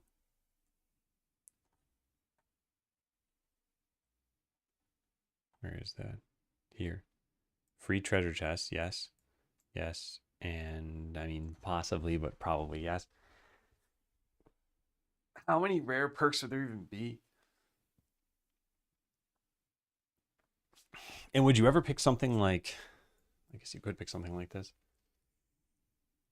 Wouldn't it just be a regular perk though?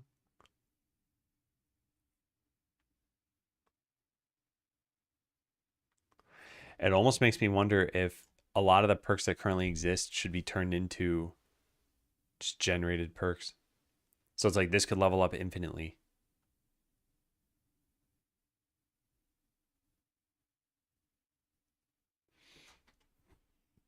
I think that's another thing that's kind of interesting. It's like this perk is always +2 item displays, but this one could be just made dynamic. Could be like if this is offered for the first time and it's your 30th pick, then it immediately jumps to 40%. I guess you just need to see what the current value is and increase the value afterward. But a lot could work that way, but they'd get to sort of broken values pretty quickly.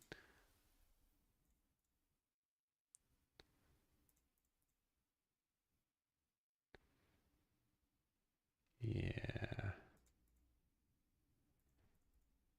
Trying to see how many of these do exist along those lines. It's really not many. Yeah, it's like the loot multiplier, maybe customers and maybe workers, and that's it. Yeah, I don't really see anything else. Why is this? This can't be right. Oh my God. Oh, I know why. Oh, because I have it not offering me perks unless I have all the buildings. Oh, because I never undid the tutorial stuff. So if I build all these things, then we're going to finally be offered those perks. Yeah, now here are the other ones. Yeah, so this one could just increase forever. Oh, I think having some limits are probably, it's probably worthwhile. Oh man. Okay. What have I decided? I guess the question was how many things are going to end up being rare. All right. Well, let's copy these because these would be. In fact, let's close every other tab I have. Perks that definitely seem more powerful than others. Free chests, +1 adventure per battle, getting multiple storage perks at once. Anything else that would fit into this list? Completing a quest gives you more customers. Find treasure chests from battling. Something with item stacking.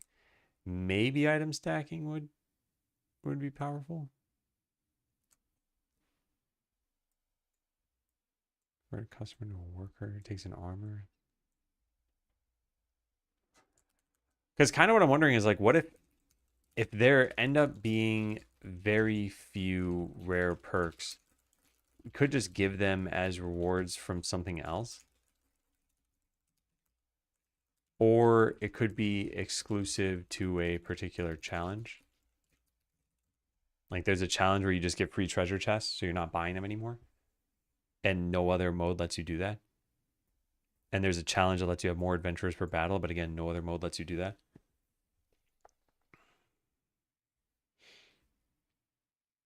Yeah, okay. That doesn't actually sound too bad.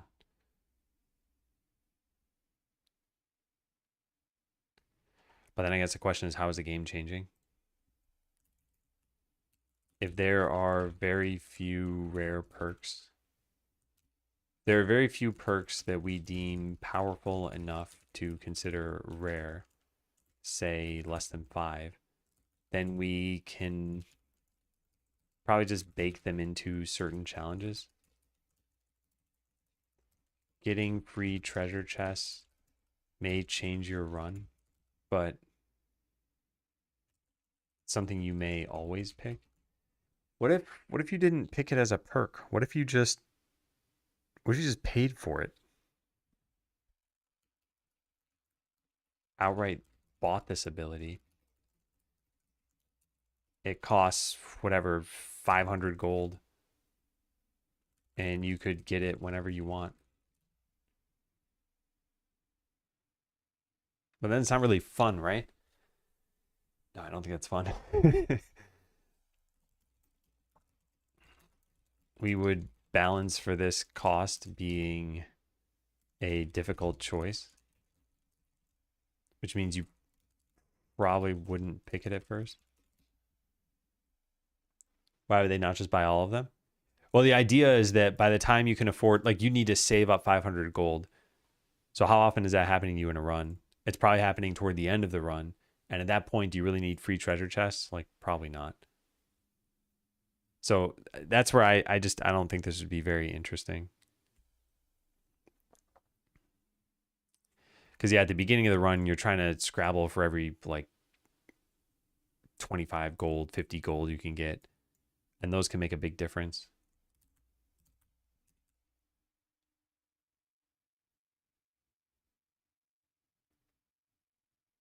Or we could just present these as rare perks. I mean, yeah, every once in a while you find the +1 adventurer and you're like, oh my God, that's crazy. Could just leave them as very rare. You see one of these perks every like 2 to 3 runs, that's probably fine. They probably just make you win the game. But then there's a problem with even presenting them, right? Man. Like he's trying to squeeze in a mechanic that might not make sense at this point. This one? Because yeah, I don't think this is a good idea. But if you're talking about perk rarity, I think I'm still on the fence about this. Like if there are perks that are just more powerful than every other thing and you would always pick them, then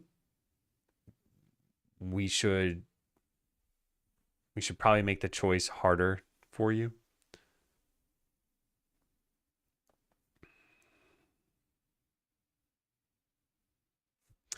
Wait, how did you get a sub icon between here and here? did you just resub? If you did, thank you. But I noticed that just appeared next to your name. Twists and rare perks. Ah, you did. Okay, yeah. Thank you. If everyone. Maybe rate these into separate systems. Some twists are really interesting as a random event early on. Some perks you want to pick up on your own to expand on a certain build type.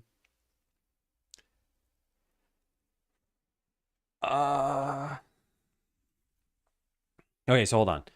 Going back to what Xylotic said, the twists and rare perks. I think there are a few things at play. One is I already coded a couple of the powerful perks, and I don't want to lose that, although that's not a huge deal. So I'm thinking if the player did get them, how would they get them? But yeah, breaking them into separate systems, I guess that's what I'm trying to figure out is like what is the best presentation of this? So if there's a perk that basically anyone would always choose, then it's not all that interesting unless it's pitted. Yeah, that's just not all that interesting. We would need to make the other options more appealing, tone down the powerful perk, or make for more of a trade-off in picking it. So yeah, imagine there was something like you can put any number of adventurers into a battle. For most players, it would be like, oh my god, that is the greatest perk in the entire game. It makes every run trivial. But now it's like, oh, but you go 500 gold into debt when you do it. It's like, okay, well, now there's a trade-off. Now for the next few minutes, you're probably not getting any other perks. And that's kind of what twists were to begin with. It's just those trade-offs were random. So we could make them specific. We could say, like, you get one more adventurer per battle. And you won't earn as much money from now on.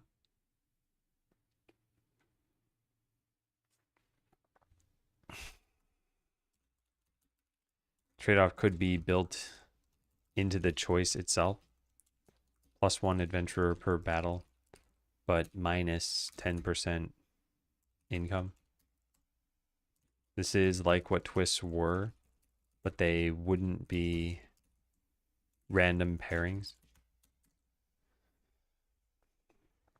+1 adventurer per battle, -1 battle window. Yeah, something like that.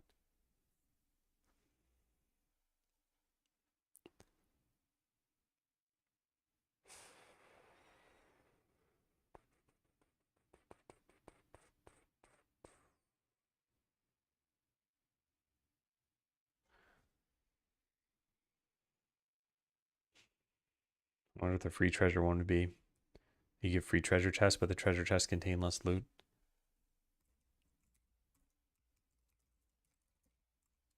Per battle, -1 battle window. Free treasure chests, but chests contain less loot. What was the other one I had? Like grant storage perks. Find fewer items or something. I don't know what.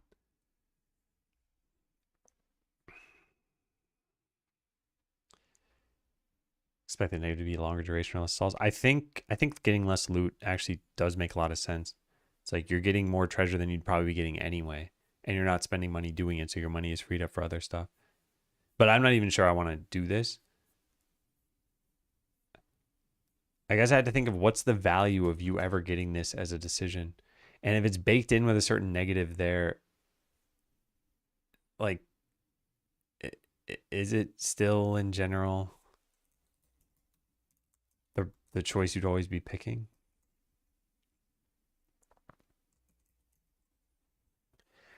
I still think we should probably just aim for the simplest possible thing here. And I think the simplest possible thing is probably this stuff. Perk is a no-go, so the perk would only be...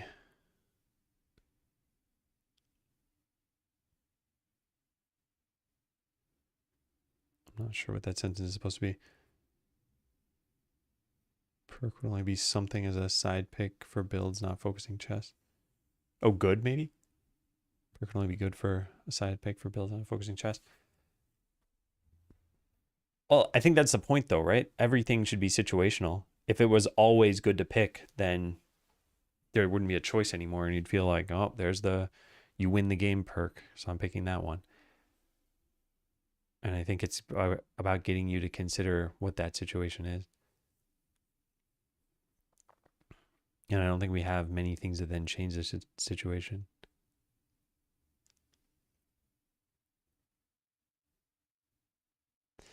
Maybe that's the other problem we have, is that these perks aren't all kind of on the same power level. Like if I look at this, storage just seems to always be at a premium. So these are both pretty nice. This one's also actually pretty powerful. So I guess all three of these are good. And that's, ignore that.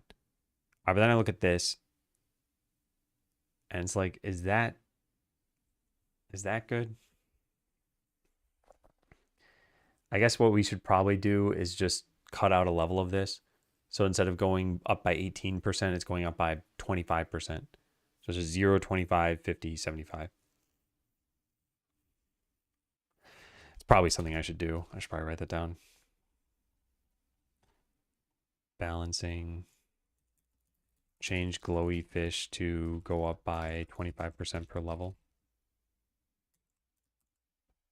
That'll just make it more powerful. Like that's what we should probably be doing here. Just changing these so that they're all desirable somehow. Like crop variety. Is crop variety actually interesting the way it's set up right now? Probably not. We should maybe do the same with crop variety. Kind of a... Yeah. Kind of difficult to justify when you go from 2 sludge per plot to 2.5 sludge.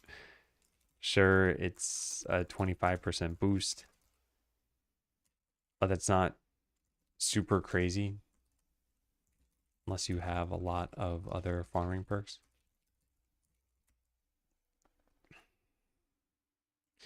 All right, what else in terms of things here? Innate keys, I'm not even sure. I'm not sure this is good.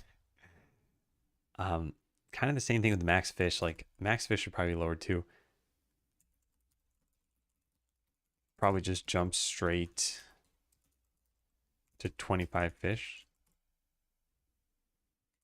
It's not super interesting on its own. All right, well, this is something I hadn't really considered, which is we could bring out the power level of these other perks and then just add a bunch of perks. Yeah, maybe that's how this should have been. So we have a lot of depth right now in some of these. And for some, I think it's okay.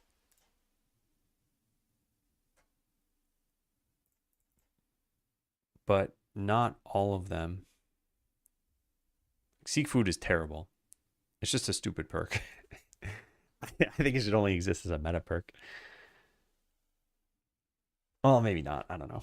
Depends on the run. It's a nerf if you're investing heavy into special keys. I think it's never a nerf. Because you go from 6 minutes down to 4 minutes. This still lets you put 2 special keys into a chest. Like I did think about that. But if we allowed it to go from 6 minutes to 3 minutes, then it could be a nerf. Because now you can only fit 1 special key into a chest. Could there be some place to craft into specific perk groups?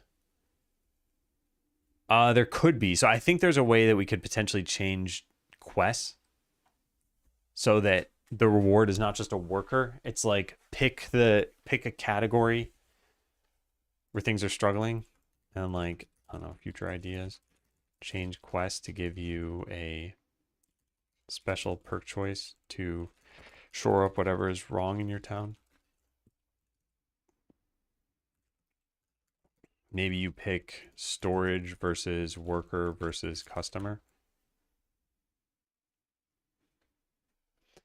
Yeah, maybe that's how it works. Hey, Shot. Yeah, I'm doing well. How's your day going? Okay, well, maybe that was the realization that I needed, is that we just need all the other perks to be viable. And if they're not viable, if like no one's ever picking them, then it probably means that we needed to change it. More mana has a bunch of levels. I do think this is actually a pretty good perk, though.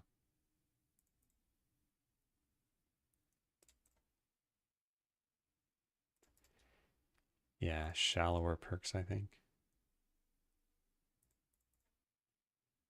Okay. I'm just looking through these to see how I feel as I look at them. Make some existing perks shallower so that their power goes up, so that they don't feel like filler as much. But then you're going to eventually come across something like, where was it? Where's well water? Also, don't I have the perk to like improve? I don't know where that is. I don't think we show it there. I don't recall though. Come on, show it to me. Where is it? Where is well water? It's never going to show up now. There it is. Yeah. So this has 4 levels. It is really powerful if you have the rest of the farm perks, but on its own, it's not too crazy. So I don't know if that represents a problem. Maybe meta perks could change the ramp up pace of this. Meta perks could change the numbers on perks. Well water could skip a level to ramp up faster.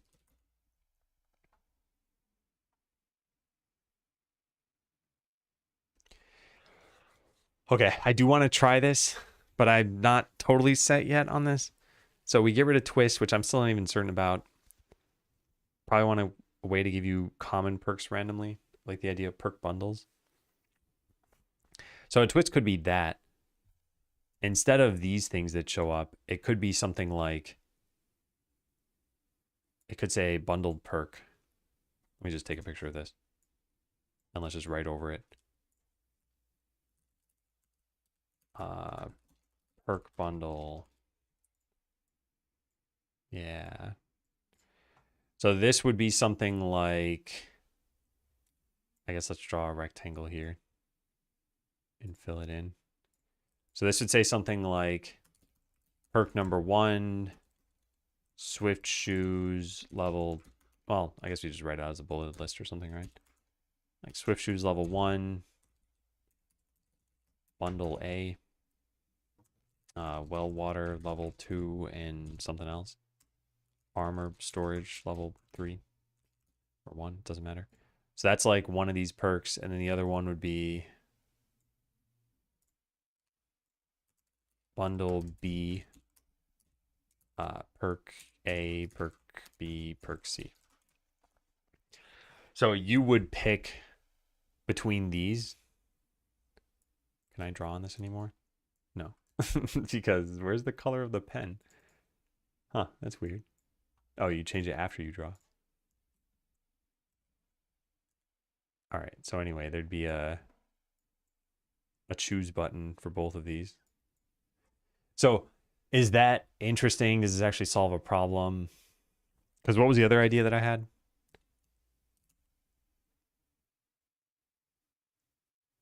That was pretty much it. I guess add generated perks to the regular pool. Generate perks to the regular pool.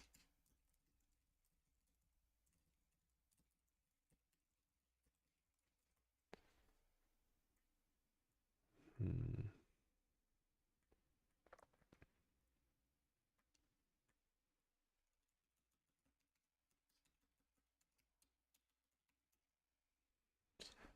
long as the player isn't spending gold for that twist. Feels bad to spend gold just to add perks to the pool.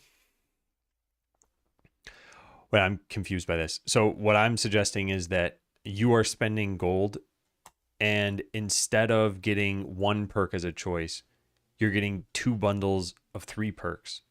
So you're not spending extra gold. And it's not adding into the pool. It's actually like these 3, all that are showing here, might be now presented in bundle A. So you're still able to pick which bundle looks better to you. Yeah, you're just straight getting those perks. Yeah. And that way, the common perks, you have ways of like stepping up your game a little bit. And we could even make those bundles get better. Like we could give you 4 perks or 5 perks or something. Alternatively, it could be that now that you're getting 3 random perks, well, random, but you're seeing them. So now that you're getting 3 perks that are shown to you, the other option could be one of these powerful things. I kind of like that idea. The bundles could even rarely be the powerful perks, but now it's either picking the powerful one or picking 3 other perks at once. And if you think about it, like let's say you click the button at 50 gold and get a bundle. So 50 gold normally would have gotten you 1 perk. Now 50 gold is going to give you 3 perks. And if you had gotten the 3, it would have actually been 50 plus 55 plus 60. So it would have been 165 gold for those 3. But I guess no matter what, I mean, we're giving you the choice. So it doesn't really work out that way, right? Because it's like this perk really would have cost you 165, but we're just not making it cost 165. So if we're giving you a powerful perk, either way, you're getting a bunch of money, essentially.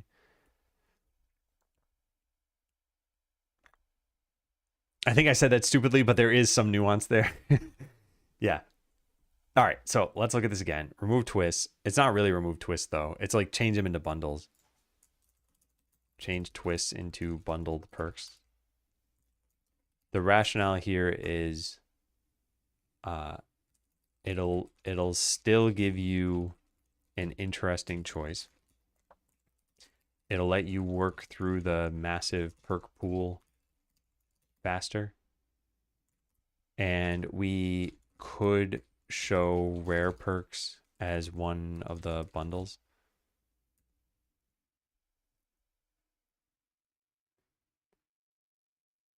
It's gonna be obnoxious. I still feel like Twist should inject something special into that session. Just giving perks already available doesn't create a unique experience of that run. Yeah, but here's what I was saying that prompted all of this stuff is how many twists could we come up with that like truly change the experience? Because I drafted a few, and what I realized is these just sound like regular perks. In fact, some of the ones we have are just regular perks, like plus crop value. If that was just a perk for the farm, wouldn't you be like, yeah, that makes sense? Like this doesn't drastically change the game.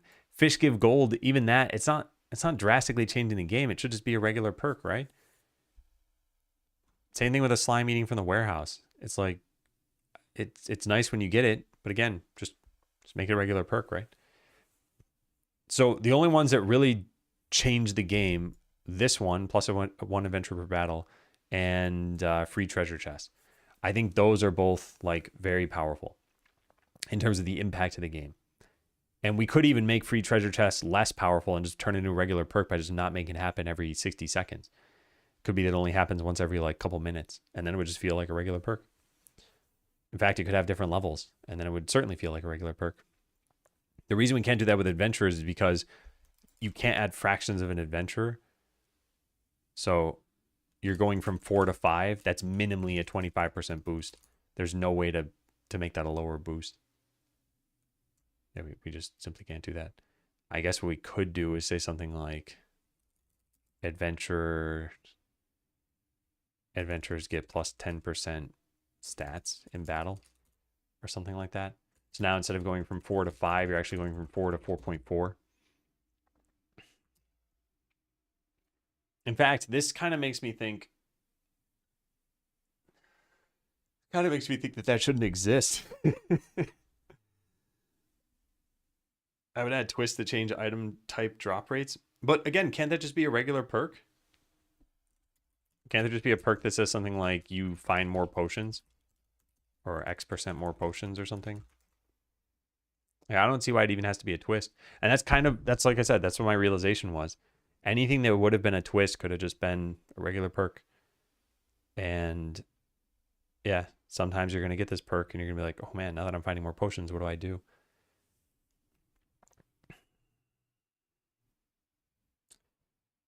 Because you don't want to see all flavors of those perks frequently.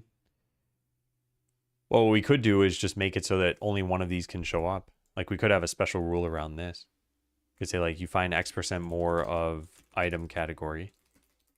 And then say only one of this perk is allowed. I guess what I'm trying to say is I don't think there will be enough twists that will justify a twist system. And I think that anything that would have been a twist could have just been changed. In fact, the more I think about this, the more I think that +1 adventure per battle is something that should just be changed to adventurer stats are multiplied by like 1.1 when you join a battle. And even that, we should probably just say enemy stats are lower. That's it. They're roughly the same. Yeah. So then free treasure chests. I don't know what we should do about that one. Maybe just make it so the earlier on you pick it, the less often you get the chest. Yeah. I think that's it. Anything that was a powerful perk should... Oh, actually, we could have curated bundles, right? I guess I hadn't thought of that. Should be changed so that it can be a regular perk. +1 adventurer per battle should be deleted. It's roughly equivalent to minus X% enemy stats without changing the UI.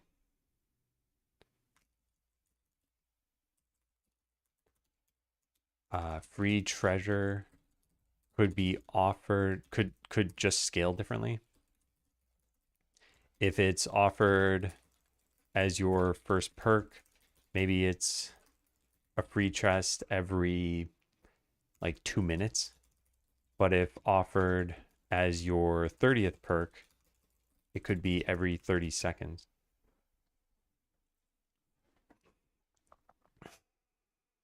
And what was the other one that we had? The storage perks. This I still don't know what we're going to do about. And I still don't know how you're going to find specific synergies you want. And we don't technically need this to be done immediately, especially because this is going to change things around a lot. This doesn't have to be done immediately to see if the rest of the decisions will be fun. You're losing nuanced details of that. +1 adventure consumes 1 adventure resource on top of making battles easier. It's not the same as just making enemies easier to kill. That is true, but I think it's just too powerful of a change. And I think it's one of those like you will always choose +1 adventurer if given the option. So we would need to make the other options better, make this come with a cost, or make it, yeah, slightly different. That's why I say roughly equivalent. I know it's not the same. I think the other thing that +1 adventurer does, though, is it kind of steers you toward just having 2 battles going on, which I think is a little less interesting. Hey, Jack30. Adam Learns notes that you share. Does it somewhere show how you do your to-do and backlog and all that kind of thing?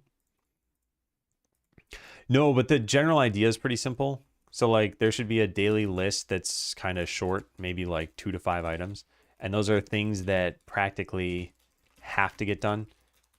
And then your backlog is just everything else. I'm not very rigid about this structure though. So for example, my personal daily list is something like workout for today. I have some, I don't know, like miscellaneous chores that have to be done. It's like if these didn't get done today, they're not the end of the world. I could just move them to a different time.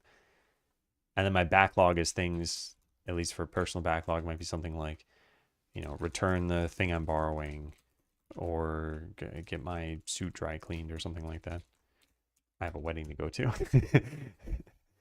And you can obviously see what it is in my in my document here. Oh, like I said, I'm not super rigid about it. So like Tuesday now has a whole bunch of stuff underneath it, which I'll eventually organize. I meant for game development related specifically.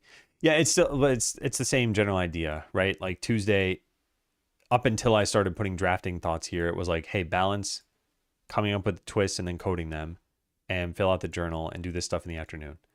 So like this is the important stuff, and then the backlog is all here, and there's like 30 pages of it. That's a goal of challenges, to steer you away from what's best. If your goal is many battles, then +1 adventure is worthless. But I think there's another way to accomplish this. Like, how would we make someone's goal to have many battles? And I could think of how we would do it. We could say, like, every battle drops exactly... Actually, would we do that? 1 item? No, that wouldn't even do it, right? Yeah, I don't know how we would accomplish this. But however we accomplish this, there's probably another way to accomplish that same thing. It affects boss battles heavily and not in the same ratios as normal zones. That's true, but boss battles I've basically been ignoring because I think they're in a weird spot right now, and I want to change it somehow, and I don't know how.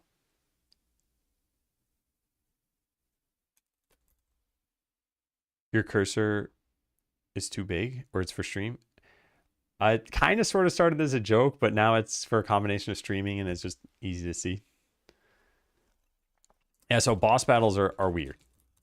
And in story mode, they're essentially supposed to be puzzles that you can grind your way through if you want. And in challenge mode, I don't know what their roles should be. But I don't like where they are. So assuming boss battles just went away or changed to just be like, you're always fighting against the ogre and you can just send him 4 adventurers, then I don't think the adventurer change would matter too much.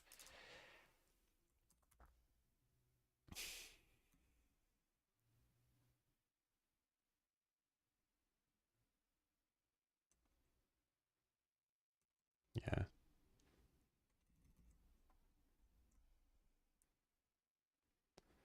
Generated perks would exist in the regular pool.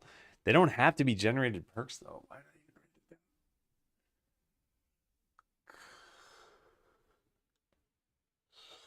Also, generated abilities, I don't think I had an icon that mattered. Where is that? Icon none, yeah.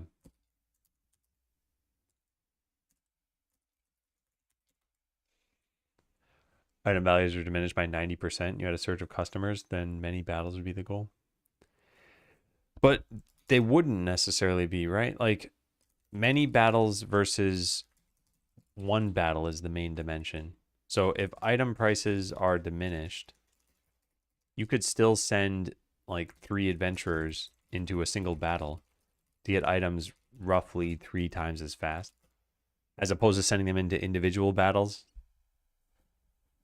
So like that on its own is not enough to determine the number of battles you should have.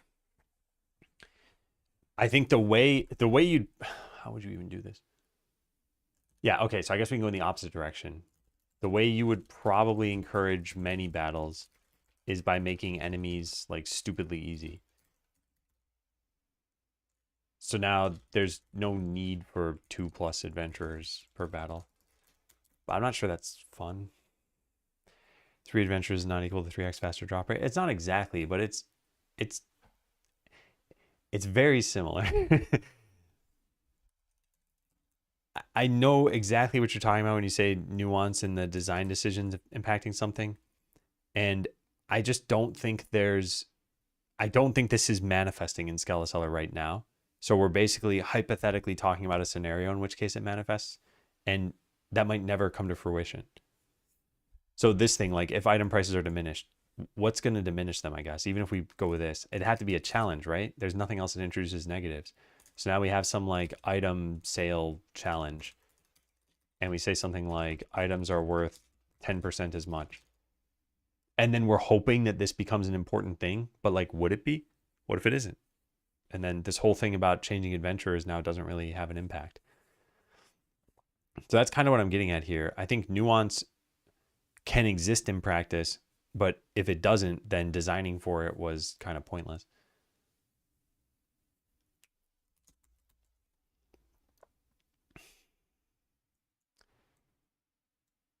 All right, make some existing perks shallower so their power goes up. So don't feel like filler as much. Yeah, idea. Convert everything that used to be a twist into a perk.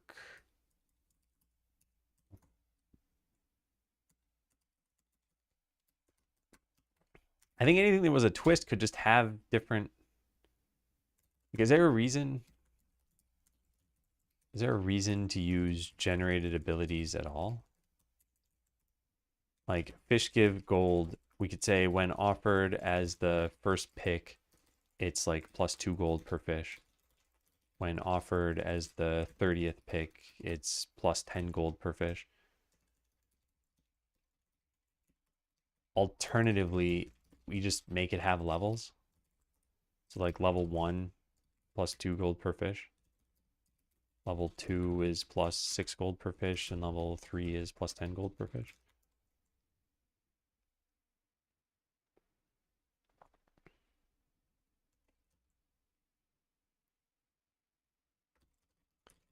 I think there's some interest in delaying the choice, knowing that it'll get better. But very few perks would work this way. I guess the treasure thing definitely would.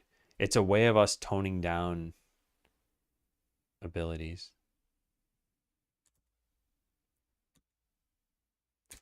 Yeah, so I do think this is necessary so that we can scale powerful abilities. Actually, even for the free chest thing, free chest level 1 could just be, well, I guess that makes you change it. Yeah, never mind. I guess it is kind of interesting. I think using generated perks is interesting because it means that not picking the perk will cause it to be better the next time it shows up.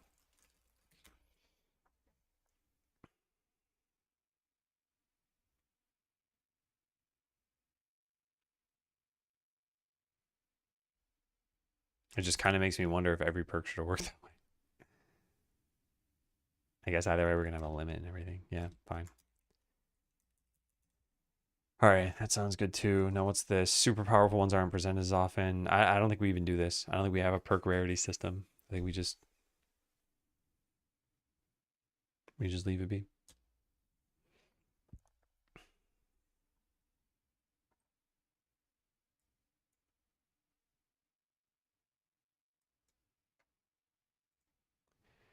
Yeah. Change twists. So it's basically get rid of twists. Convert everything that used to be a twist into a perk.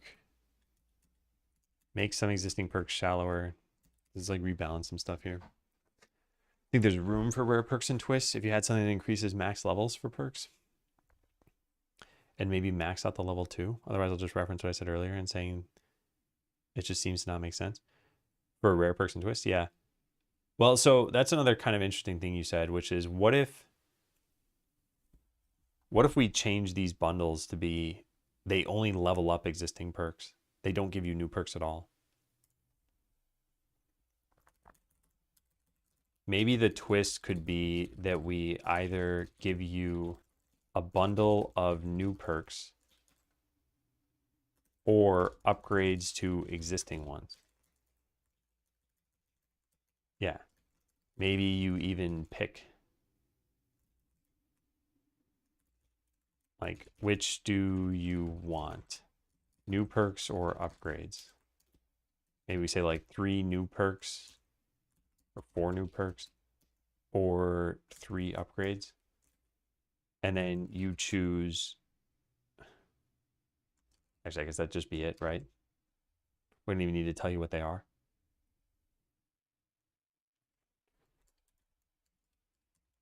We could show you which perks will be given or upgraded. Or it could be a surprise. What a pretzel.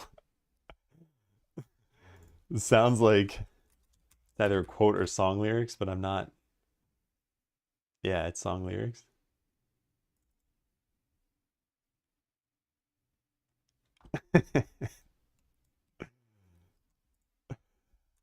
I am not a pop music person. I really like this idea. And I think this lets you enhance your synergies in a very clear way.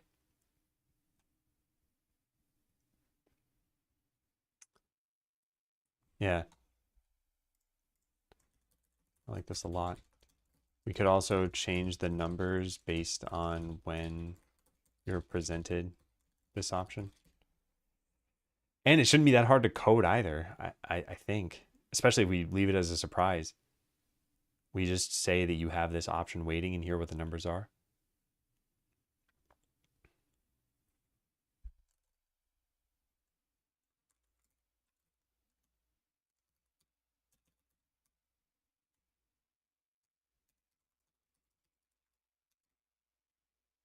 Yeah.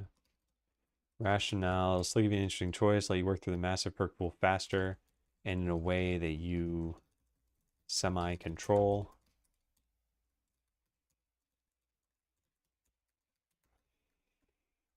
All right, I'm going to take a quick break because there are ads running anyway, and I might as well take a break now. Is it jump time? It's jump time.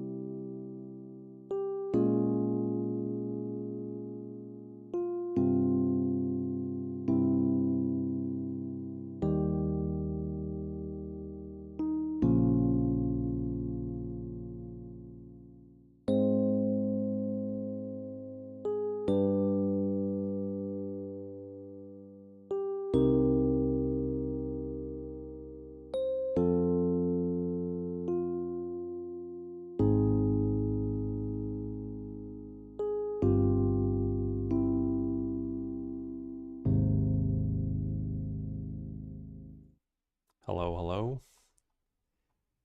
All right, close the game. Hey, Juan. Okay, so what do we end up with after all this stuff? I want to write this here. Rationale. Rationale was all the stuff I wrote at the top, I guess. We can just copy paste it.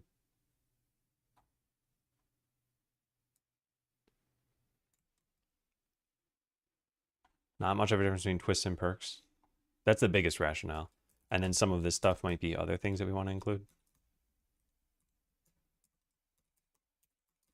There's just not much of a difference between a twist and a perk if the twists are only positive. And if they change the rules, but you only get 3, they need to be very powerful since you can't exactly stack a ton of. Since you wouldn't get enough to stack many different ones.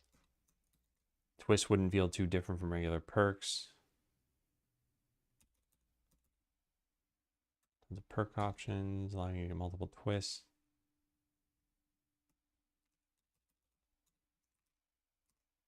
Yeah. Okay. All right, so I still have the same general question, though, out of all this stuff, which is, does this new system feel like the right direction? And I think more specifically, like, would runs feel different? And I think that in combination with the new challenges, they might. So something that does change the rules slightly, like, I don't know, maybe you're getting more mana every time you grow a crop. Maybe for a lot of runs, that's not great, but then every once in a while, you're very heavily invested in the enchanter and you're like, I just need more mana. And we could make that more desirable, I guess.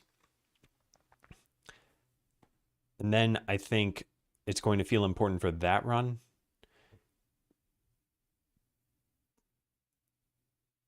Yeah. I also like this idea down here that every once in a while you get a choice of like, do you want new perks or do you want upgrades for your existing ones? And we keep the ratio something like this. Either give you 4 new ones or only 3 upgrades. Because the upgrades are things you already chose once. So you must have liked well enough. Unless you got them as meta perks, then maybe you didn't like them.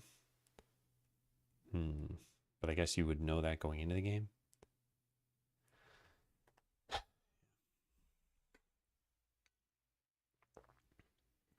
Should make those package perks share synergy. I don't know if that's necessary. Like, the idea would be that you're not happy with your current set of perks, so you just want some new ones. Also, all the perks are just perks. Even if they don't have synergy, they still do something for you. Because, like, imagine you got something for the farm and something for the pond and something for the treasure room. It's like they're still helping you. And they're also cutting through the pool of perks that are present. It's possible you got 4 level, like max level 1 perks. In which case now the pool is 4 smaller. 4 perks smaller. Which, yeah, in itself is already kind of a nice benefit.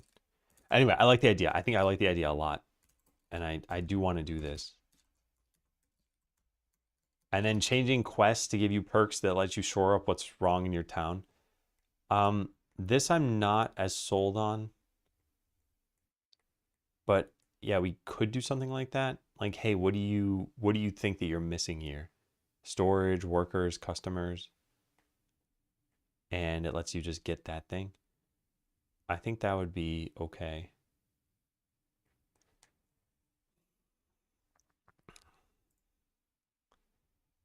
Yeah. All right. Well, let's try it. So let's go.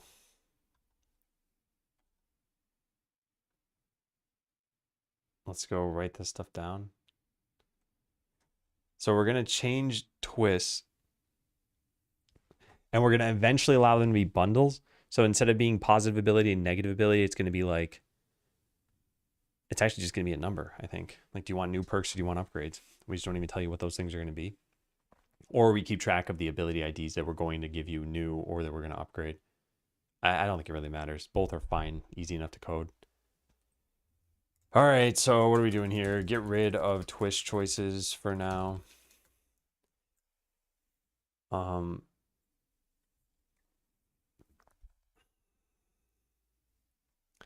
Yeah, convert what used to be twists into regular perks in the pool. This might be a little bit difficult to do. And then what else?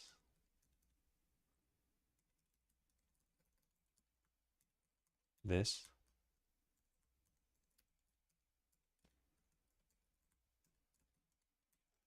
Okay. And then make some perks shallower.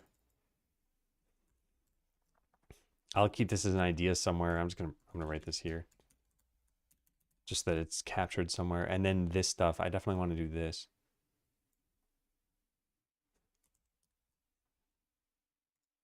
And then yeah, reintroduce twists again.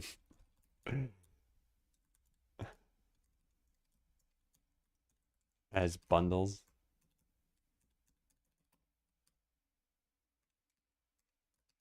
Which do you want? 4 new perks or 3 upgrades? I did really like where your mind was going with balancing existing perks. Yeah.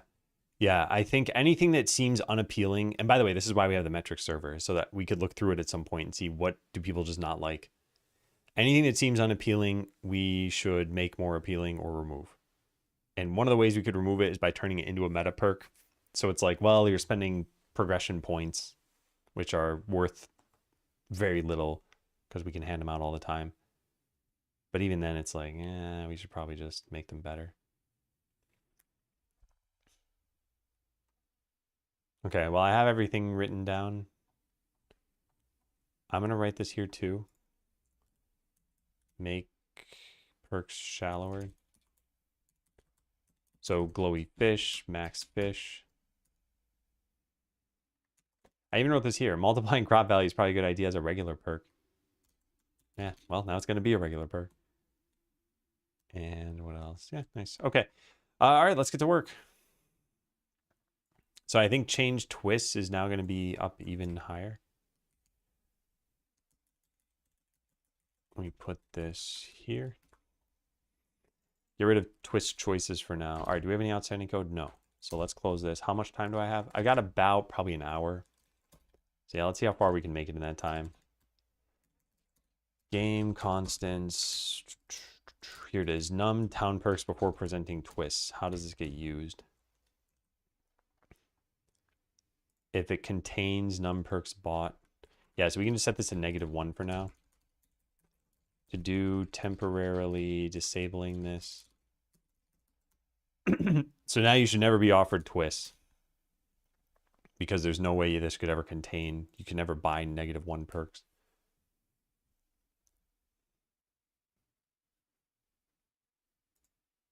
So we enter challenge mode, we click the button, and then we go click town perks a bunch of times. So 1, 2, 3, 4. It would normally have shown up here. It did not. And it should ideally never show up. We're not going to halting problem this thing though, and we're going to say that I'm pretty much convinced it's no longer showing. So convert what used to be twist into regular perks in the pool. So we have the trade-off generator, which I guess is now called the twist generator. And it used to generate these things. So this is what I said might be a little bit difficult. So let's try getting this to work with one of them. Let's have it do fish give gold. So how do we do this? We'd move this to town perk choice generator, and we'd add this in assuming you don't already have it. And we check eligibility here. Get level of ability. Has met perk conditions. Is less than max level. Is there a max level on generated abilities? Free treasure chest. It doesn't have a max level set. Does that mean that it defaults to 1? Defaults to 5. Okay, well, that's kind of a mistake. But that's okay. We can just make it so that you don't, well, how do I want to do this? I guess generated abilities would be a little bit different. Yeah. Then we go back to this.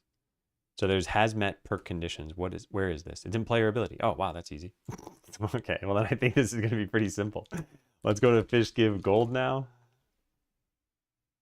There's generate. It says num twist presented. That's not going to be the correct anymore. But we also need to override this function. Has met perk conditions. So the conditions to get this are actually just going to always be true, I guess. Or that you don't have this ability already. Return abilities component dot has unlocked ability ID. What's wrong here? No suitable method found override. This isn't the player ability? No, it is. But can't, what? Oh, it just always returns, what?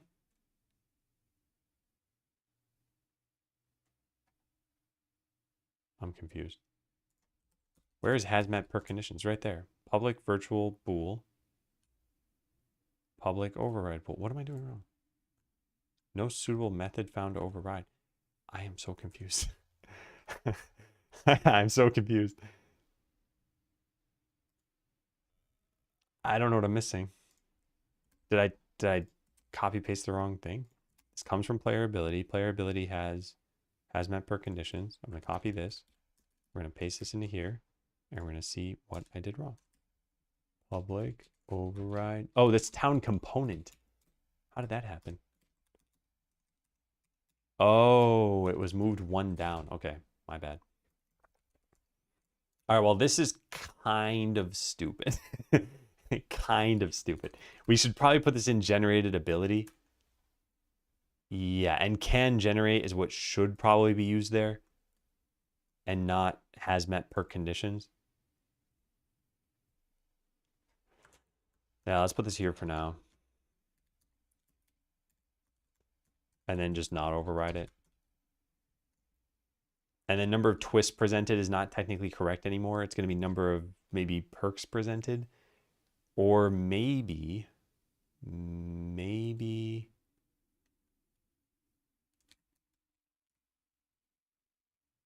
how do I want to do that? Let me think about that.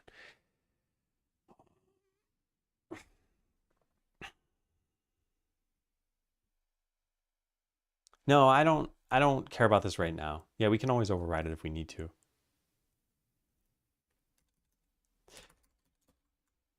Okay, so generate was never actually called over here, was it? Yeah, we would get the generated ability and then use it. And in this case, it's going to be different. We call get ability, but if it's a generated one, we need to do something special here. Eligible perks.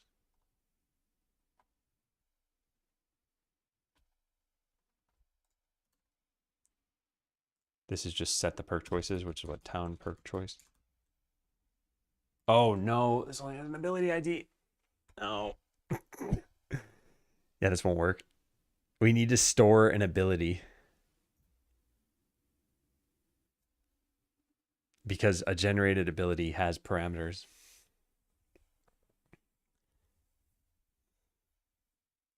This is going to break the save file too. And then we call get from here.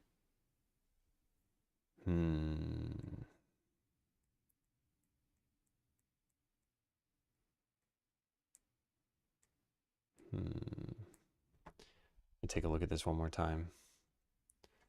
Yeah, and I wrote that I wanted to do this for what reason? Because it's an interesting thing.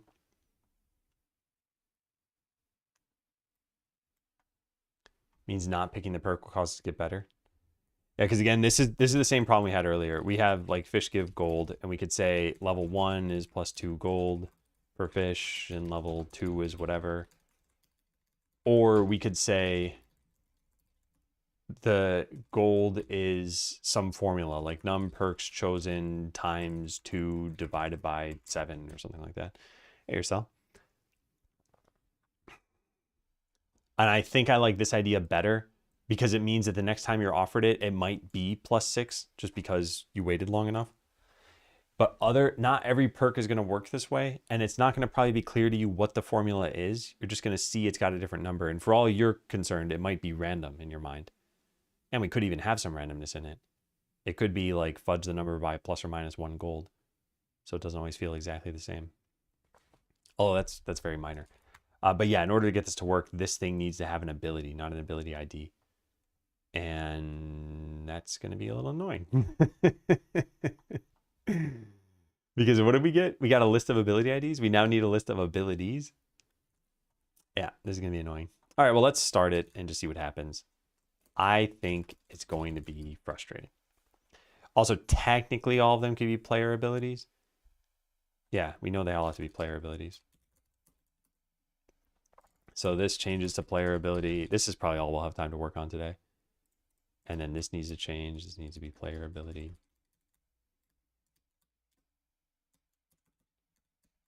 Ability.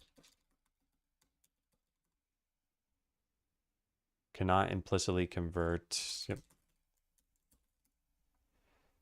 This stuff would have to change to ability, blah, blah, blah. There's some way this is going to have to happen. I don't even think we have a way of serializing this. However generated ability does it is how we need to do it. No, not that. However twist does it, twist choice. It took in a generated ability. Oh boy.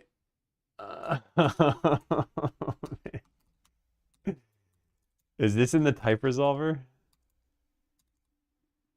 It isn't.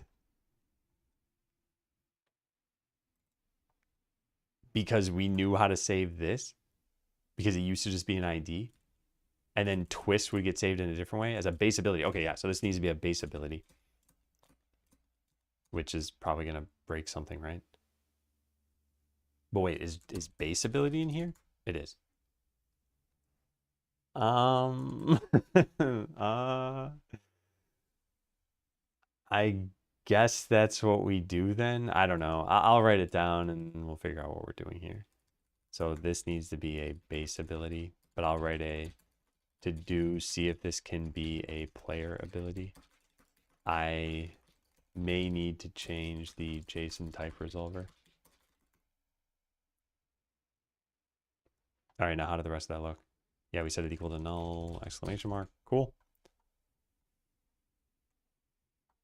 Okay, now all this stuff changes, but how? The description would need to upgrade the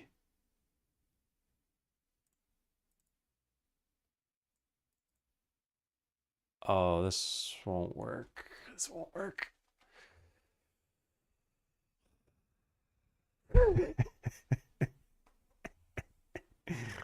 You can't just increase the level. We need to show how this is going to change if you were ever to get multiple levels of this. Like we can... Did I write this down? Do I even want to do this? The idea here was, let's say you get fish give gold and it's presented to you as +3 gold per fish. Should you be able to find this a second time? So now the second time you find it, the +3 goes up to +9.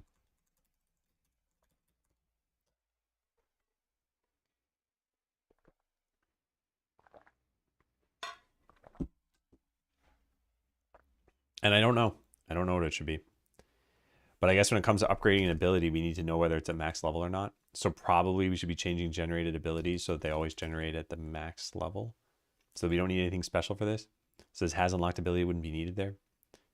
And we just say data with, this is how you even do this. Max level equals 1. Apparently it is. And then we can delete this.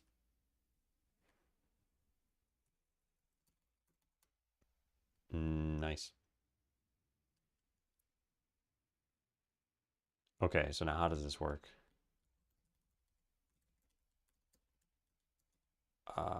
Get ability or default. We already have the ability, right? So don't we just delete this? And then aren't we supposed to access this via the capitalized ability every time? Okay, I think we're getting there. So this is a list of ability IDs, but we need it to be a list of abilities. And in the case that it's generated, is this returning the right thing? It is. In the case that it's generated, we need to generate it. Sounds easy enough. So these are your eligible perks. Then we need to turn the ID into an ability. Wouldn't we?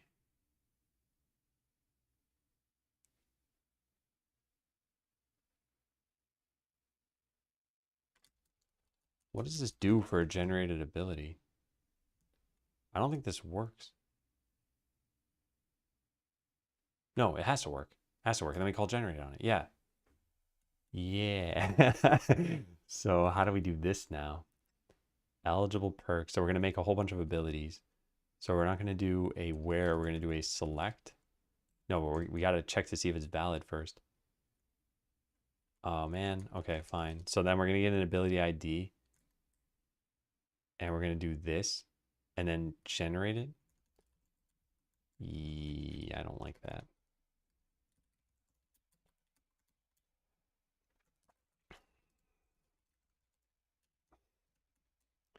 Ryan, rewriting the game, you know it.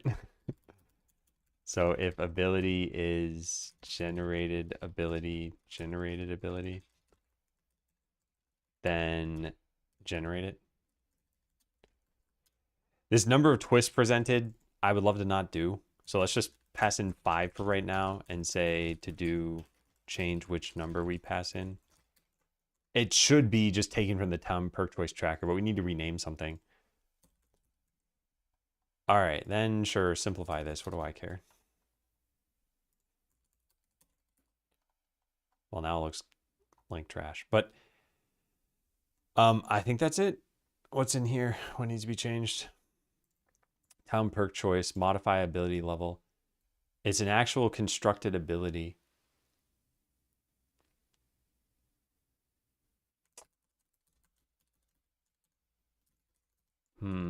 I wonder how we use this then. Reapply ability effect. How do we do this? There's add ability. Do we have like change ability? Do we have remove ability? We have remove all. There's modify ability level. Maybe we could change add so that if the ability already existed, it gets removed.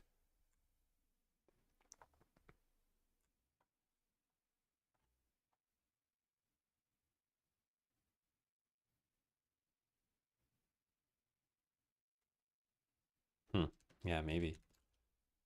If has unlocked ability, how does this work? Get ability.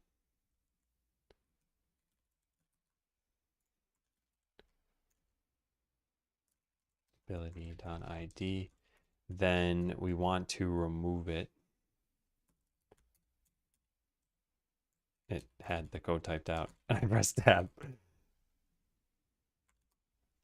Remove takes in an item. Wait a second. I don't have a way of removing this otherwise. Remove all abilities. No, I don't. First to default. So I guess we get it. But isn't that what has unlocked does? Yeah, but I want that specific ability. And then to remove it. But we just remove it by where the ID is. So I guess it doesn't really matter. Remove. This is the same as get ability though. Ability.id. To the point where I can simplify this entire code by saying, what does this return? Base ability question mark existing ability equals get it, and then if existing ability is not null. Cool. All right, so over here we just call add ability on the ability, and then we don't need to modify its level. Maybe, I don't actually know, because what, this would have generated it with a level above what it needs to be, in which case we wouldn't be doing it from here. Here? No. There's a get description somewhere. Oh man, where is that? Here it is. Clone with single ability, a higher level. Shouldn't we just make it a higher level to begin with?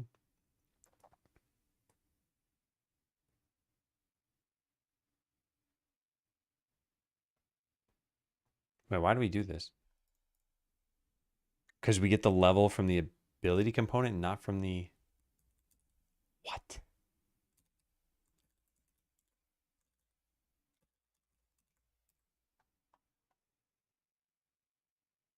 We get the level from the abilities component.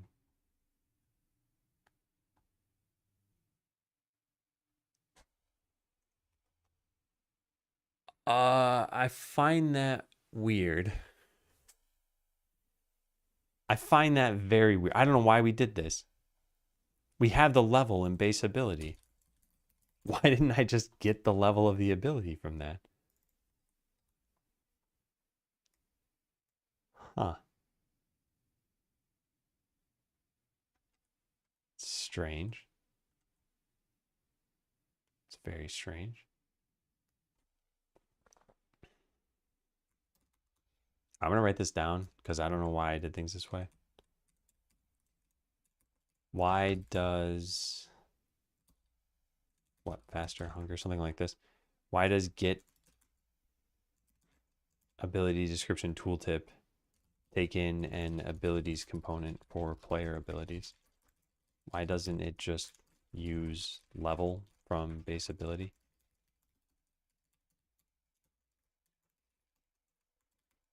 All right, don't know the answer to that. Probably messed this up. Because this modifies a level of the ability that we had, but we added one in that was a higher level anyway. So we just delete this and then delete this. But where did we ever add one to the level? I probably didn't do that. Force grant abilities. This now needs to be ability. Oh, God. Some of this stuff.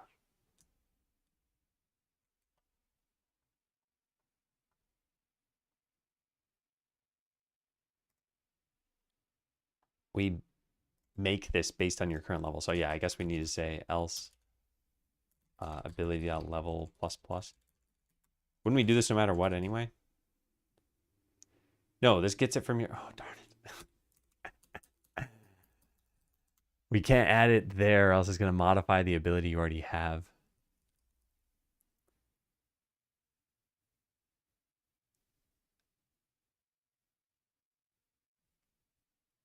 All right, there's a lot of little weird stuff that's going on here.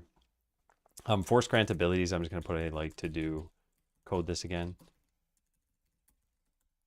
This might build, but this isn't going to work. I think there's still going to be an off by one error with a level. It doesn't build. That's fine. I don't know where else we need to modify this. So what does this do? Try get ability ID. Yeah, sure. Otherwise what? Otherwise add a button. Okay, what else? Town perk choice. Can we just add in the ability? What am I missing here? The save data doesn't have an ability? It does.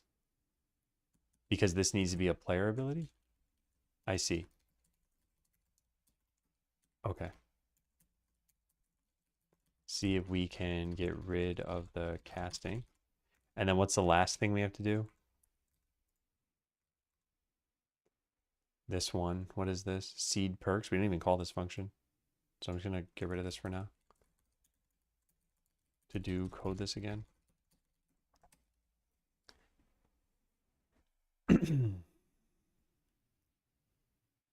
All right. I didn't even add fish give gold to the list. Well, let's see if it's working for everything else. So let's refund all my perk points here and just click this. We have no constraints, nothing else special going on here. I'm going to click town perks, buy perk. So customer speed. We don't currently have any perks. Customer speed is plus 20%. Let's see if they actually move faster. They don't because it probably granted it at level 0. Yes, it did. All right, so that's what I expected. But we can fix that. Yeah, we can fix that. But how? And also I need to test saving and loading.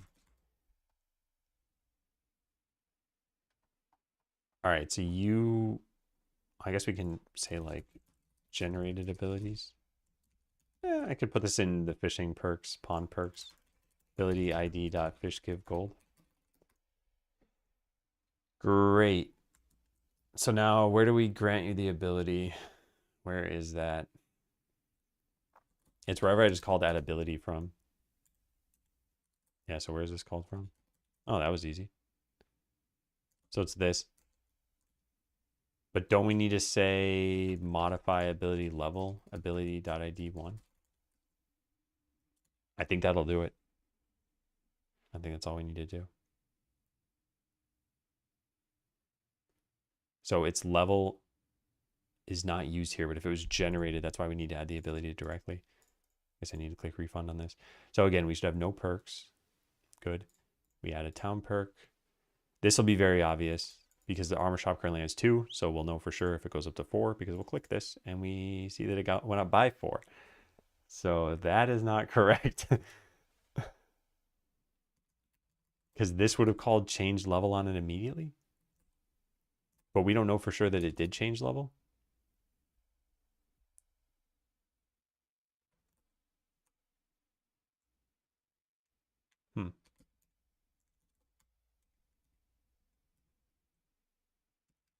Just calls upgrade shop. It doesn't check to see if you actually need to upgrade it. Because what adding it caused it to call change level. But we don't. I guess we're doing both of these at once.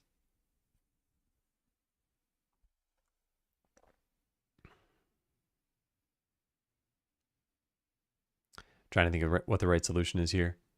I think it's just inside of this to consider the level and not do anything special unless the level is actually correct. Yeah, so, well, maybe upgrade shop already takes that into account.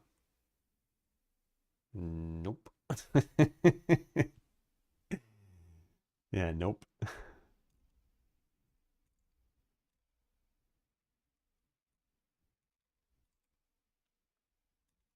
Isn't this going to be based on ability level? I mean, I guess in this case it is. Well, we could just figure this out over here. So let's see, if the ability is this, and the shop item category is correct, and the abilities level. Actually, don't we need to know how many displays you get from this? It's just a level? Yeah, it's just a level.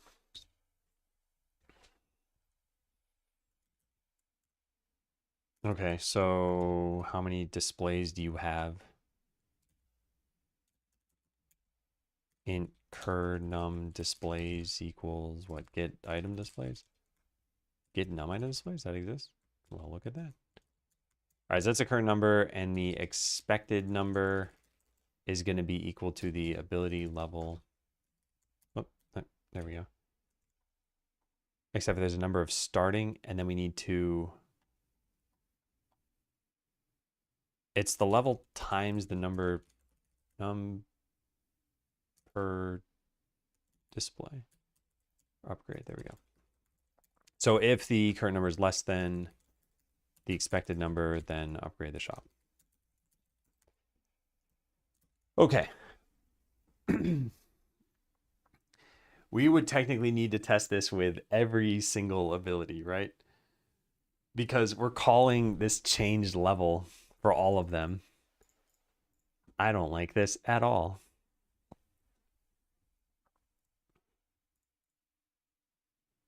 So now we click expanded weapon shop. We have, no, it didn't even work. Because the ability level is actually wrong. We need to add in the constant number of item displays. There. That'll fix that. But still, I wonder here if I should have just done this differently. Like if we're adding a level 0 ability, then don't call change level, then we would have been fine. If ability.level is greater than 0. Yeah, that would do it. Except for I gotta go back to where that was. Yeah, here.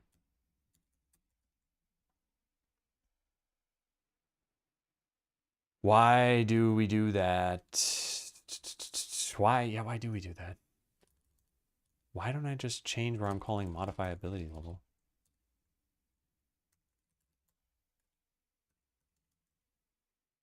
Here. Why don't I just say ability.level plus plus? And then add it, and then there's no problem, right? Yeah, I think we can now delete all this extra code that I added in. And where else? Shop something storage, what I call it. I don't know where it is. Here it is. All right, so we delete all this.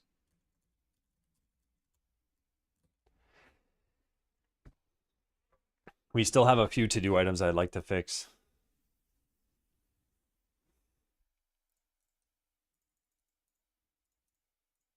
I should really just delete my save data so I don't need to keep doing that.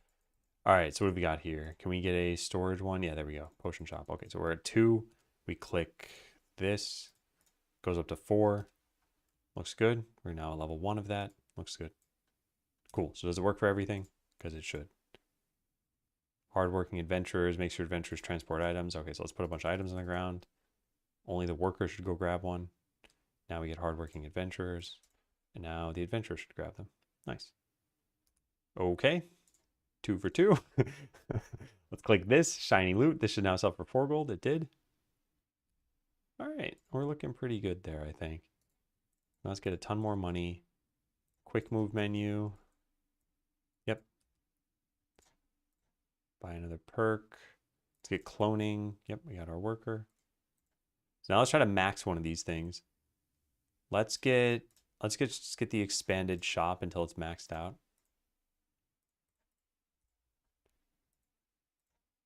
All right, there it is. There's the max. So this is currently at 8 displays. Now we're going to max it. Now it's at 10 displays. It shows that it's maxed and it should never be offered again. I hope that's the case. I guess we can just keep clicking through these things.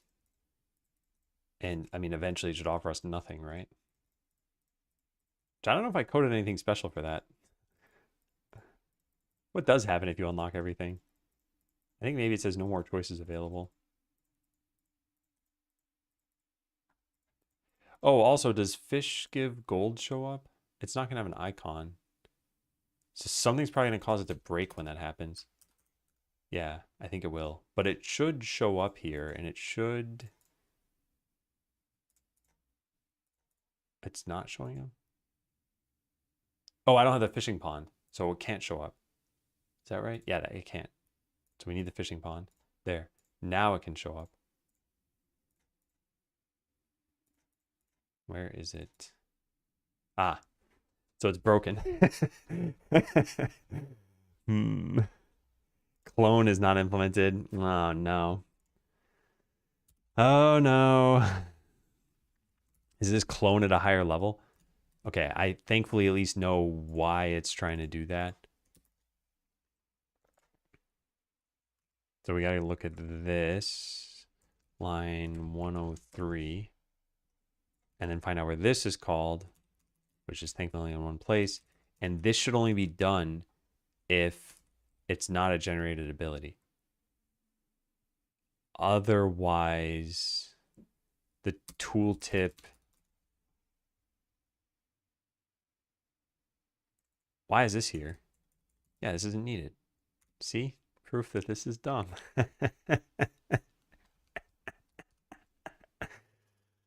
Oh, where'd that code go? I don't remember what it was called. I'll just keep going to different tabs until I find it. Take a little tour of the code base. I don't even see it. Yeah, I don't see it. All right, well, what was I searching for? I guess it was this, line 103 of this thing. Yeah.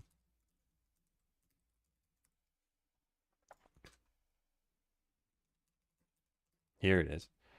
All right, so the clone should only be done if it's not a generated ability. So abilities component AC equals town.player abilities. And if ability is not generated ability, then set this.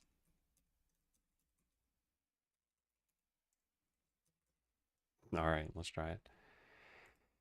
All right, so how do we get this to work? What do? We go cut out like every other perk that we have here. So it's guaranteed to show up.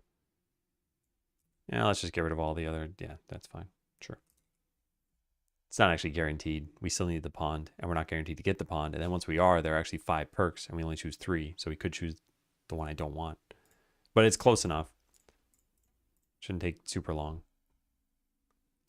So build, hopefully the pawn shows up. It does not, that's fine. But hopefully the pawn shows up. It does not, we're just gonna restart. Can it even show up at first? I don't know if it can, but it can definitely show up second, and it's not. So I'm just gonna keep doing this until it shows up second. There it is. Okay, cool. So now we just have to buy enough perks until we see the thing I want. Oh no. Town perk says no more perks available, and it can never show that they are available again. Oh, that's a bug. Although it's a bug that I'm probably going to delete. Where's the undo the tutorial stuff? Here. Yeah. So if we get rid of this, then we need to fix a bug where no town perks are available and you get stuck in that state even when you build a new thing. All right, this is harder than I thought. Let's go back to the town perk choice generator and put one perk in. Done. And now we'll work around that bug. That bug probably won't exist once I get rid of the tutorial stuff that I did.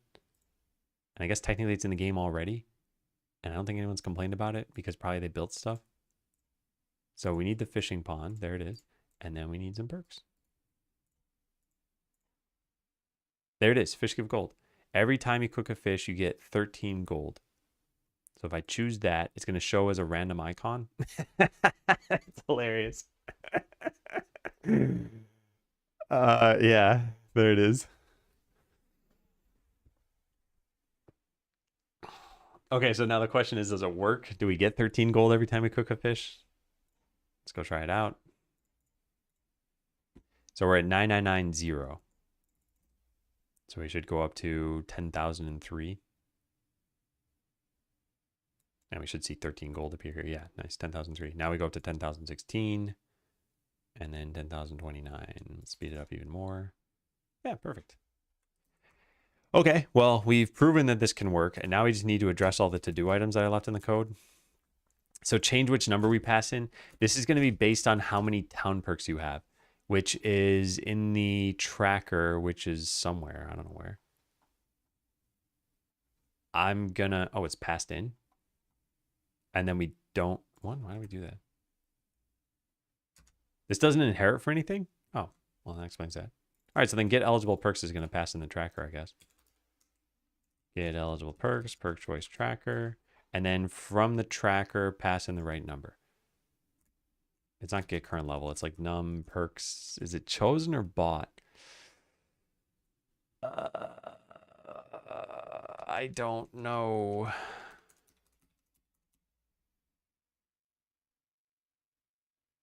All right, let me think about this. Whatever we use as the number here is going to increase in power as you get more. So it's either as you choose them or as you buy them. But choosing them, I think, happens even if you're granted meta perks. So should it be the case, let's say you start with like 10 perks due to your meta perks. Should those count toward the power of generated abilities? So like if fish give gold is the first choice you ever see, but you had 10 perks, do we say it's like 11 gold per fish or that it's 1 gold per fish?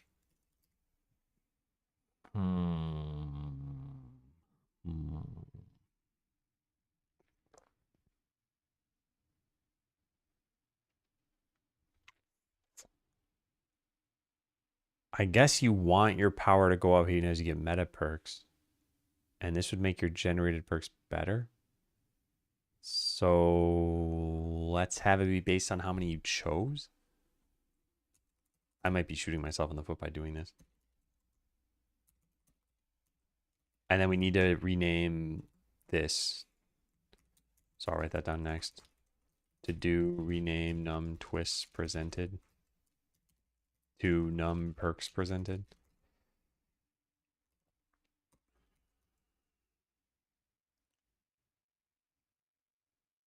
Okay, presented. So chosen. Yeah, let's just put a breakpoint here. Where's the generator? Here it is. All right, I want to put a breakpoint right there. Now we restart this. So the very first time you click the button, I'm assuming it's going to be 0. Error. Oh, we need the tracker? Alfred, thanks for the resub. Happy 44 months. Welcome to an otherwise pretty silent chat. Just trying to make some coding changes over here.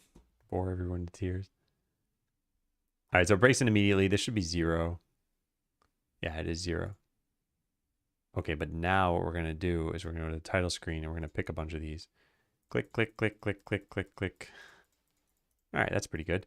So now it should be at least like 3 or 4. It's still 0. What do meta perks do? Apparently it doesn't run through this system, which shows how much I know. Oh, it doesn't even put them in here. What? That's got to be a mistake, right?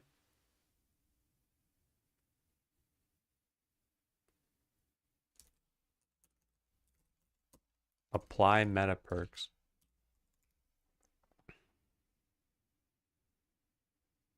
Force grant ability. What does this do? Force grant abilities? Oh, I never coded this. Okay, never mind. There's a to-do item saying that this is all deleted. Hey, Phil. Oh, I was like, why isn't this code working? All right. Well, now we got to figure out how we do this. This is unfortunate because I think this is going to be annoying to do. Where do we call this in 2 different places? Grant storage and here. And in both cases, we want to just pass in an ability ID. We could also pass in your abilities component. Doesn't all perks tree know what it is? It should have it. Or it should have a way to be able to get it. It doesn't? No, it does right there. Oh, we don't save this. No, we do save this. Does it inherit from something? It does. Oh, well, then that answers that. Okay, yeah, so then I think we can do this. So we could just change this to be get your current ability and grant it 1 level higher than it currently is. Is that correct? Will that work? Grant perk choice. Add child and knit. Update description. Okay, that's all fine. Perk was chosen. What does this do? Grant effect. Choose perk. Choose town perks panel tab. Grant effect from town perk. Aha! Here it is. But nothing would have called generate on this.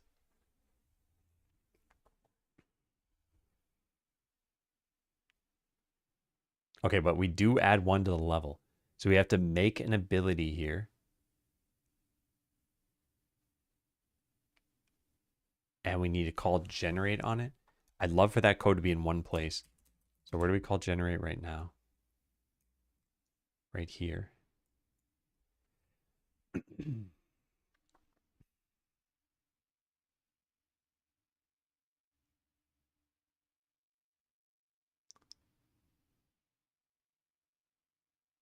Okay, I think I know what I want to do. I want to generate an ability from an ID and an abilities component.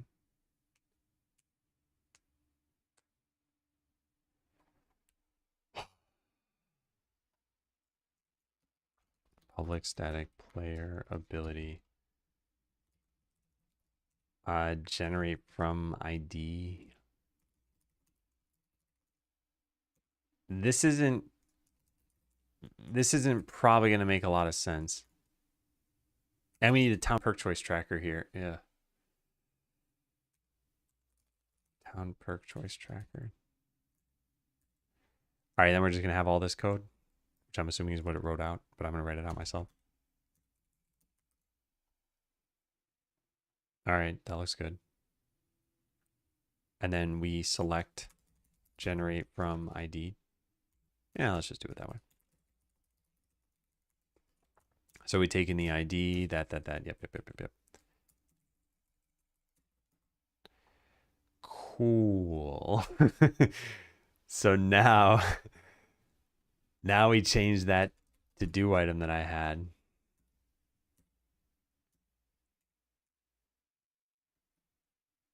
Into taking in an ability. Player ability equals town perk choice generator. All right, this is somehow working totally fine. Great. So that should do it.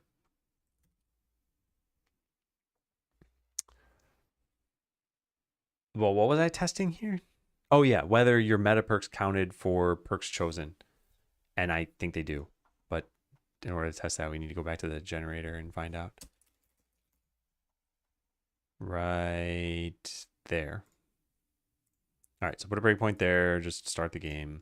It should immediately break in. It should say 0. Yep. Okay, so now we ignore that. We go back to the title screen. We click a bunch of buttons. Let's just click that. Just the one. Should be fine. Now start the run again. Whoops. Forgot to click the button over here. Okay, let's do that one more time. Return the title. Make sure we got that. Start new run. Now there should be 1. Still 0. But it shows up in... Oh, now it's 1.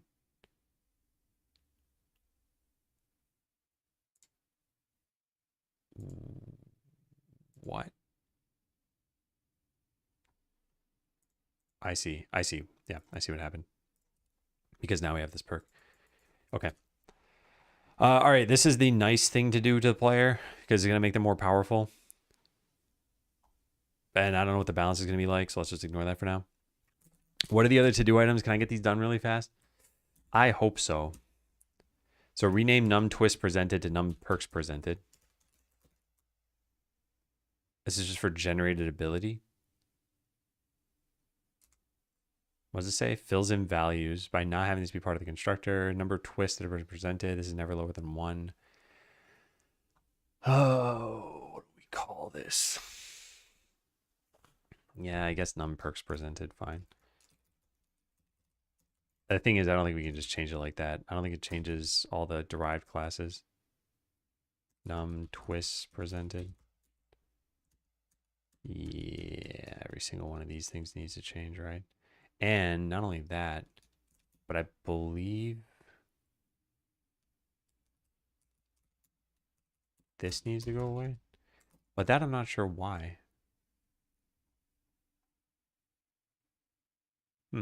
Yeah, I don't know why that was there. Probably just temporarily, as I was messing around with something. All right, well, num twist presented.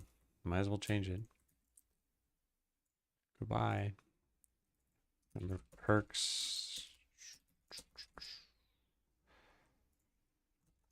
So num twist now no longer exists except for twist history, which means that to do item can be changed.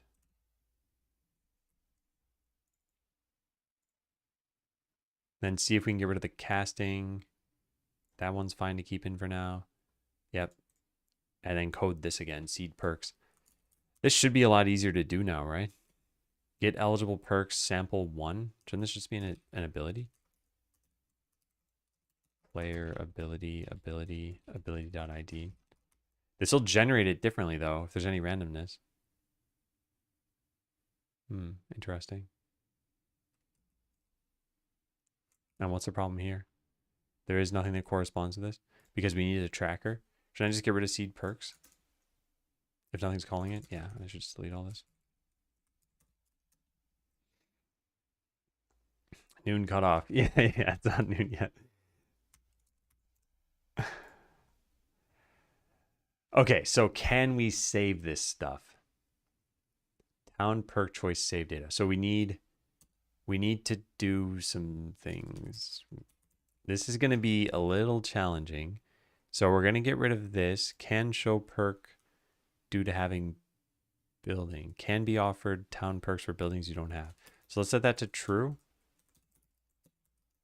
And then get rid of all the other perks. Whoops. Oops.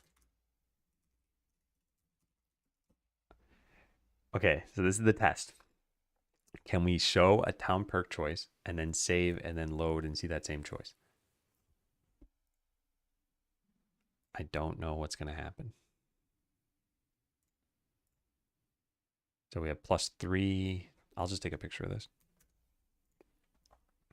Okay, now we save. Now we go into the save file. And we should see fish give gold, which is what? Fish give gold 167. There it is. All right, so these numbers should match when I load the game. Yeah, nice. Okay, that's pretty impressive. The system works, but does it really? Can we get the fishing pond? Apparently not. Come on, fishing pond. There it is. Okay, so we should get 3 gold per fish that we catch. So let's just send these both into here and increase the speed. So we'll be at 43 or 46. There's 43, there's 46. Nice. Are you surprised that it works? I'm a little surprised because oh wait, no. Sorry, I haven't made the change that would make me surprised. Let's go make the change that would cause me to be surprised and then find out if this is still working. So this should be a player ability. And then this should also ideally not need to be converted now. So this might fail because it might not know how to save a player ability. First, let's try with loading because we already have the correct state. So if I just click, oh no, we can't do that because I deleted it. Okay, fine. First, let's try saving. So we click this. We should see the same things we got before. We hit save. It might break. I don't know. Let's go to our save file. It did break. Yeah. So now all it's doing is it's saving a level because it doesn't know how to do this. So our JSON type resolver needs to know about player ability. How do we do that?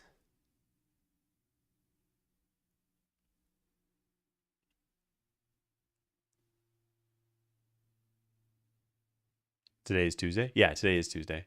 Why do you ask, Mida?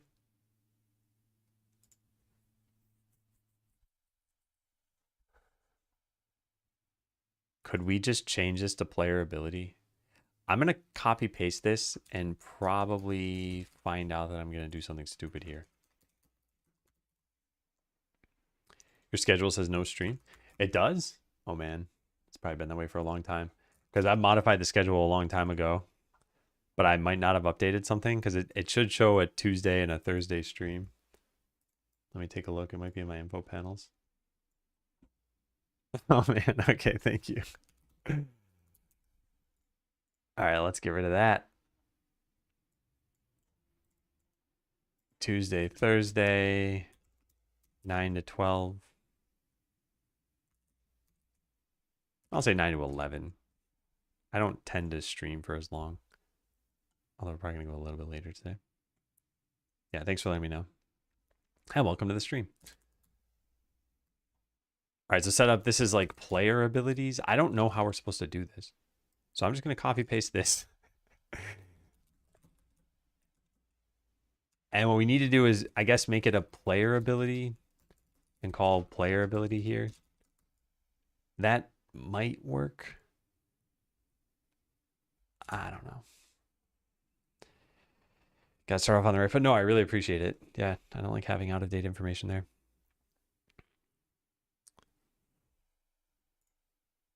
Oh, now we can't even click the button. Why not? Unable to cast this to... Oh, yeah, that's not going to work.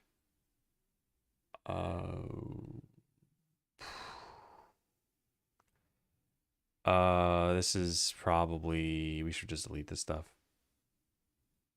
Yeah, this is probably a mistake. I think the way we need to get this to work is we need to find only the derived types of player abilities. And we'll just delete this. Yeah, I don't think this is worthwhile to do. So we can't make this be a player ability.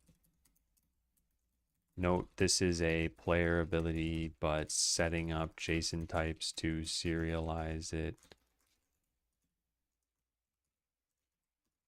properly is annoying, so we're saving it as a base ability. All right, there. And then same thing, we just put in our casting. So yeah, no getting rid of that for right now. It's probably doable. Probably doable if we change this function a bit. I just don't think it'd be easy. We need to check to see if a type is a subtype of player ability or not.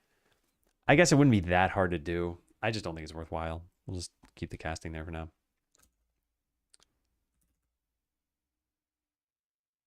All right, so are we good? What'd I do?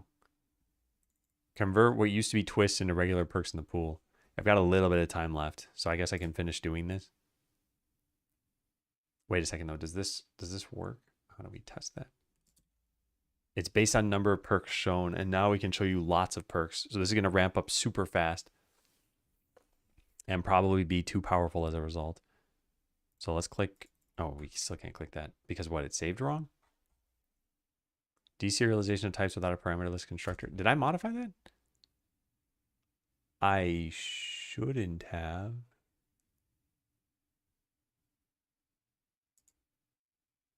What's going on here? Oh, because my save file is broken? Let's just delete it then. I should have looked at it before I deleted it. I guess it's not too late, but whatever. All right, so here we go. We're going to click this. We're going to click buy. So this says +3 gold. But then the next time I see it, it says +5 gold. And the next time it should say +7. Yeah, so this is going to keep scaling up like a lot. And we should probably tone that down. So on the runs that I've done, is this a valid run? I don't even know. Town perks, num perks chosen 38, 35. So yeah, if you're getting like 38 perks per run, as opposed to 3, then we need to roughly divide by 10 here. So we just do divided by 5. So it's 3 plus num perks divided by 5. So yeah, that should be pretty good, I think. And we're gonna need to do this for everything.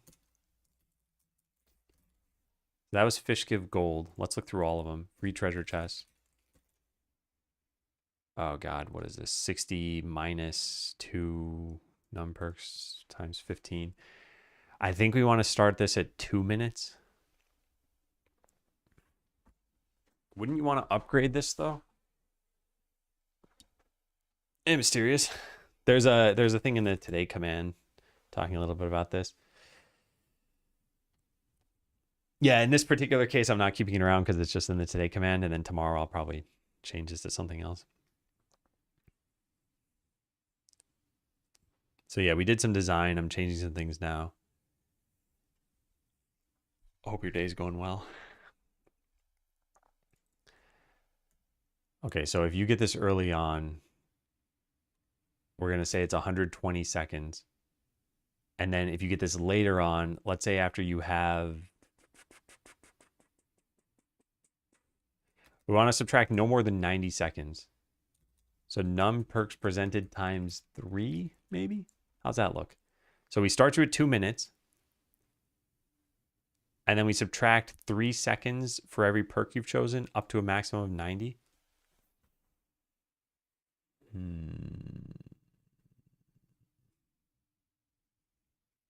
Maybe we set this to 2.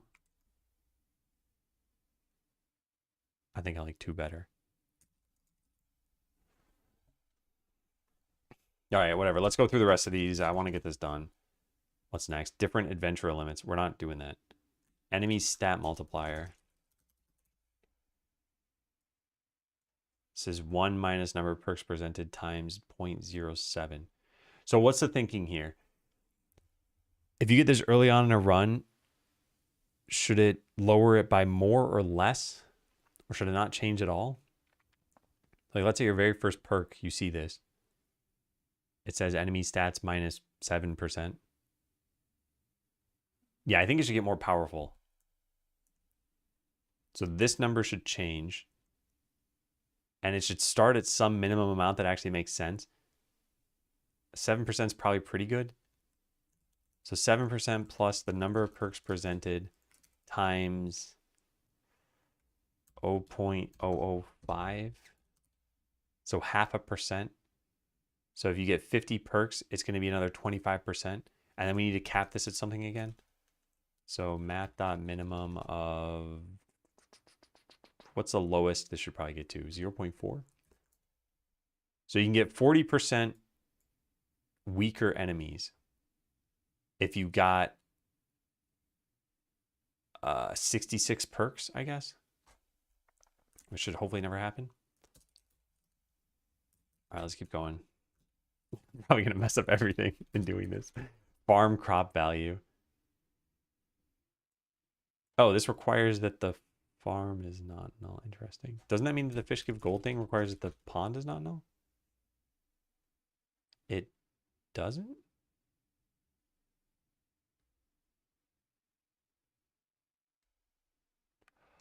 Oh, there are two things stopping us from doing this. Oh, it was the tutorial, which I turned off for a second, and this specific line of code here. So what do we want to do for this? Do we want to be nice to the player and say, you only get this if you have the farm already? But what if this is a reason to get the farm? What if this is just turned into a regular perk entirely? I don't know. I don't know. All right, what are we doing for this? Math.min 100%. So you can get 20% plus num perks presented, I guess. So this can give you like 50% more crop value. That's probably not even that useful, is it? Maybe times 2. Oh, what am I doing? Times 0.02. So 20% plus 2% per perk. So if you got 30 perks, it'd be a total of 80%. That's not too crazy. So yeah, let's do a 200% maximum, and we'll go up by 4% per perk. That's, well, we're going to need to test balance of all this stuff. So let's just come up with some random numbers. All right, great. What else? Town perk cost. I don't think this is very interesting. This makes, yeah, I don't think this is interesting. Because if we ever make you want to get this, then we need to figure out what the numbers would be. So I think we just cut this one out. As in, perks typically go up by 5 each time. So this is how this would work. If, let's say, you're offered, this choice has town perks cost less.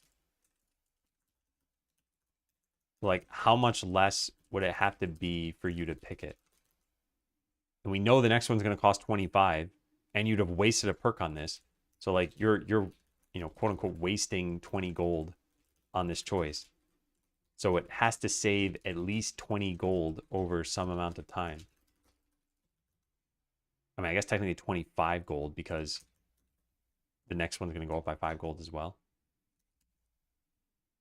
So I guess it could make sense. Like if you get this early on enough in a run, then it's going to make all of the perks cost less. And you know you're going to buy a lot because it's the start of the run. But if you get it later on in a run, you might not realize that benefit. But I don't think it's an interesting perk choice. How much the perk gained you. Yeah, I think we just get rid of this one. Town perk cost. I'll just say delete this. It's just not interesting. All right, how many more of these do we have? Fish give gold, we already did. Oh, I don't think I put a limit on that. I probably should. Yeah, math.minimum of how much should they give at the top end? 15 gold? How much would that be? 12, 60, yeah, probably 15. Let's start with that at least. All right, what else? What else? What else? What else? Garbage slime eats from warehouse. Garbage slime eats from warehouse. Right, how does this work? Oh, it's just a, oh, this doesn't even have a thing. Okay, so we're already done. Then free guild supplies. Free guild supplies. All right, empty space factor. It's impossible to understand. We divide the number of empty spaces you have by this amount to get the number of guild supplies that we create. So if we divide by a smaller value, it's getting stronger. And it used to be what? 14? No, it used to be 12, 10, 8. So I guess, yeah, let's start it at 14. So it's going to be the maximum of 2. And then this divided by 5. Yeah, something like that. A perk chuck. There should be a perk chuck that gives these to you. All right, and that leaves us with one left, I think. Grant storage. Grant storage. Grant storage was what? 1 plus number of perks presented. So it'd be 2, 3, and then 4. I think we should just delete this one, to be honest. Yeah, I think we should delete this one. Grant storage.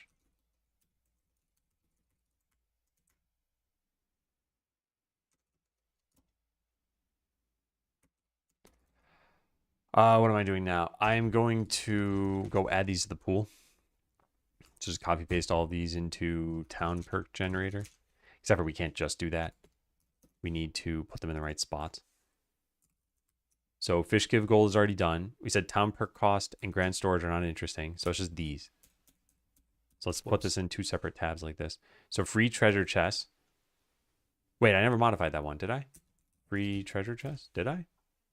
Oh, I did. Okay. All right, so that goes into treasure perks. Let's go do that. Done. Then different adventurer limits we're getting rid of. Enemy stat multiplier, I guess, goes up here. Farm crop value goes here. Garbage slime eats from warehouse. That technically requires 2 things. Maybe we should put like a multi-building. Multi-building perks. And then free guild supplies. That goes into the warehouse. There it is. All right. So if I've done this correctly, then we should see some of these new perks show up. But not all of them, because some require you to have a building. And I don't know what those are. So we'll just try this and see what happens. All right, so town perk, buy. Free treasure chest. Get a free treasure chest every 120 seconds. Flimsy fish, farm crop value, multiple. Oh, that's bad. Multiplies farm crop value by 100%. Why? 1 plus number of perks presented. Oh, whoops, that was supposed to just be deleted.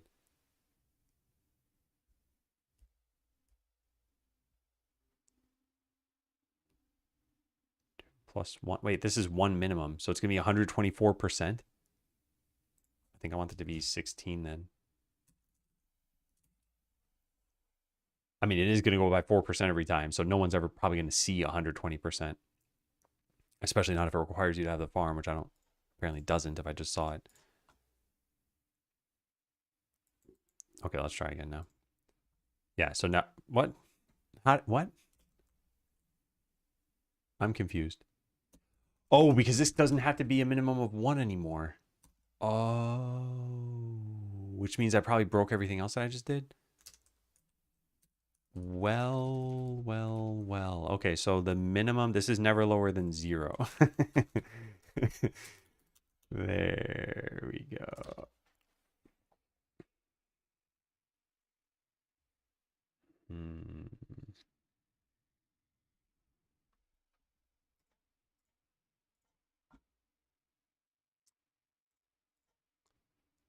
Yeah, multiplies farm crop value by 120%.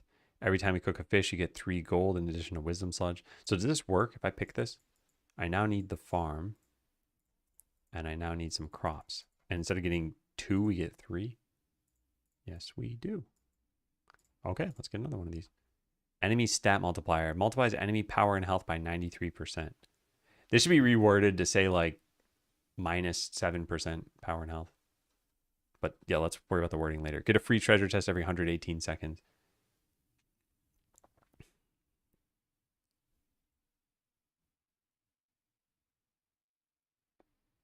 This is not good because this requires you to have the treasure room before this starts counting down. But that's a different change, I guess, because that was already a problem. What do we have here now? Greedy garbage slime. The garbage slime will automatically eat an item from the warehouse when at maximum hunger. Okay, let's try that. Let's get the garbage slime and the warehouse. Cool. And now let's let the thing get to max hunger. Come on. You can do it. Okay, and now let's put some items in the warehouse, and it should just immediately eat one. Yep, perfect. If I pick this up, and then let it get to max hunger again, and then put this back in the warehouse, it eats that one too. Cool. All right, let's get another perk. Enemy stat multiplier. Ooh, that can't be right. Yeah, that definitely can't be right. I've gotten like 2 perks, and it's already at 75%. 1 minus... Oh, that shouldn't be there. Yeah, it should have just been this. 1 minus 7% times that. Yeah. Free guild supplies. Every 25 seconds, fill some number of warehouse slots with guild supplies. The number of fill is equal to the number of empty slots divided by 14. Okay, let's click that. I think it's going to just start filling it in now. What did it say? 25 seconds? So we shouldn't have to wait more than 4 seconds because yeah, nice. And if I upgrade the warehouse, then we will get more items.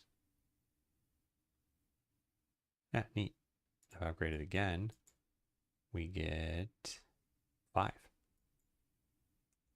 So did that show correctly here? It does. Ooh. Does it save? We can't load the game. Are you kidding me? Oh, because I already beat it. Oh, this is going to be hard to test then. Yeah, because I got to not win. So I guess let's click that, or maybe this one. Every 25 seconds, get some guild supplies. Okay, so save and load. Oh, yeah, nice. I think it's working fine. Now what if we get the warehouse? We can't get the warehouse because I don't have any money. Man. Give me items. All right, let's do that and that and that. Edit the save file. Yeah. I should probably just make it so that I can cheat in 5,000 gold instead of 10,000 gold. I need the warehouse. There we go. Okay, so now does this work? Give me a guild supply. Oh, nice. Whew. Just getting worried. How is that 25 seconds? I have it running at... Okay, let's run it at 5x speed. I will just count. 1, 2, 3, 4, 5. Okay, yeah, that's working. Yeah, I should change the money cheat. I should write that down. Change money cheat to like 5k gold per click instead of 10k so that I don't win. Oh wait, but it should be maybe based on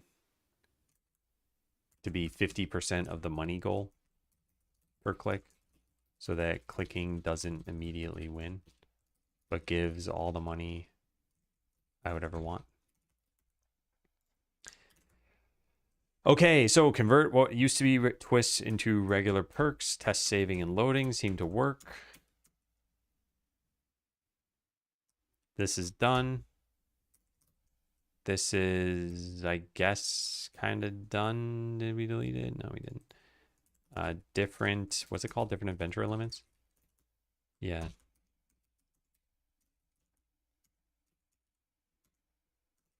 This and this. Oh man, okay. So what we did essentially, and I need to check this in, and I don't probably have time to do this on stream now. But what we did is we added in 1, 2, 3, 4, 5, 6. 6 new perks. Now, they used to be twists, so it's not like I did any real special coding for this, I guess. But I wonder if that alone is already going to make the game feel a little bit different. Because I commented on a couple of the same things as I was playing. One is I kept saying I want more content. So more perks, more meta perks, more... What else did I say? What else even was there? Oh, twists, back when there were twists. I wanted more content, and I wanted runs to feel different.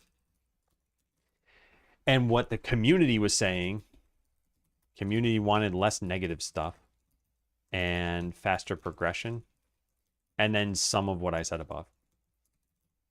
So the combination of these things, I think this is for sure already true. We don't have negative twists, so they're just gone. Faster progression I haven't done yet, but I want to do that. More content, we deleted twists, I guess. But yeah, we should have more of both of these things. And then runs feeling different, we now have separate challenges instead of just a track that builds on itself the whole time. So I'm hoping this stuff feels a lot better. We're not there yet. I will need to get going very soon. And we have this stuff to code, and I'm still hoping to get through a lot of it this week. I think coming up with twists will be easier than coming up with... I think coming up with perks will be easier than coming up with like total rule changes. Because now we have an idea of what shape this is taking. Oh, man. I sure hope this is going in the right direction. I sure hope it is. You don't even need a full spectrum to launch a playtest, right? That's true, but I want to get enough that I feel like we have changed the game. And I still think possibly getting it done this week is, well, getting the bulk of it done this week is probably doable, so that maybe this weekend we can get another playtest version out and then see how that works. The thing that I'd really like to add, I don't know if you heard me talk about this idea, but what we used to do is every so often we'd offer a twist. And what I want is to offer either the choice of plus X new perks or plus Y levels for perks you already have. Because I think this would be really cool. So imagine that it gave you 4 new perks. Maybe it gave you 2 farming ones, fishing one, and storage one. And this one would be something like, plus 1 level. I guess like well water goes from level 1 to level 2. And some like more mana goes from 2 to 3. So you might say like, oh, I like the perks I have. Let's just make them deeper. Or I don't like the perks I have. Let's make them broader. I feel like I would always just choose perk levels. I think there's a way we could balance this so that you wouldn't necessarily do that.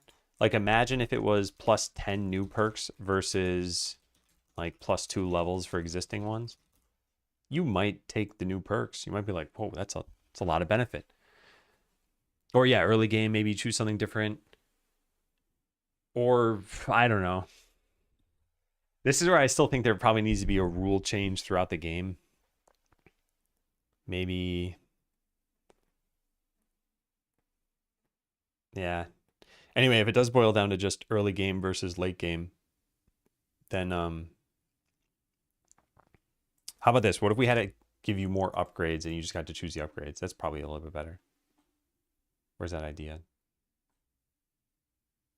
Where's that idea?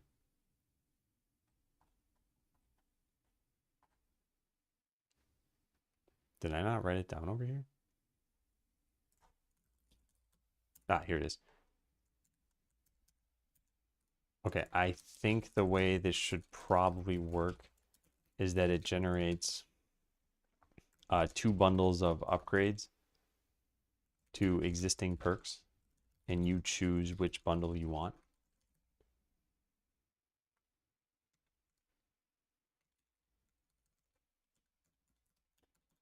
Yeah.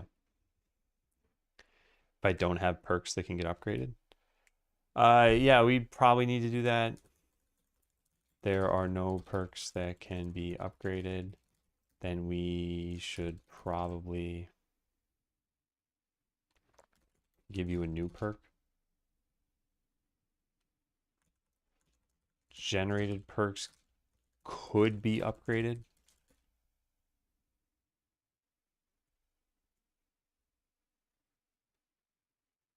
Or if we just doubled the number on it? No, there's a limit to that. Their tooltips would need to change to make it clear how it's getting upgraded.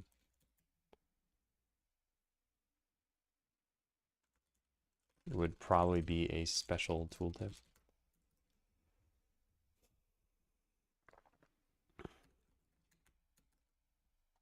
I don't know if we'd even do that. I do think it'd be interesting to do. Like, let's say early on, you choose like plus 40% crop value, and then you get this bundle of perks, and it's like plus 40% goes to plus 80%. That could be interesting, but I wonder if it's just like, well, you chose this early, so you're stuck with plus 40% for the whole run. I also kind of wonder if what this means is that people will know that and they won't choose these perks, knowing that they're going to get better. But I guess that's the trade-off that's kind of interesting. So maybe that's a good thing.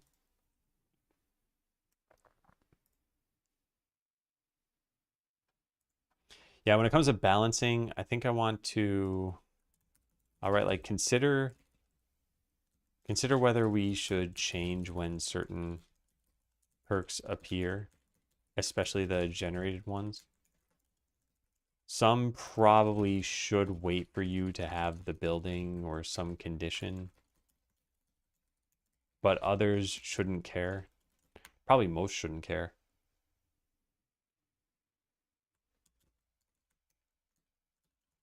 They can steer your run a bit. All right. I think I got to get going. Yeah, I definitely do. So I need to clean up this commit at some point. I'm gonna need to do some work.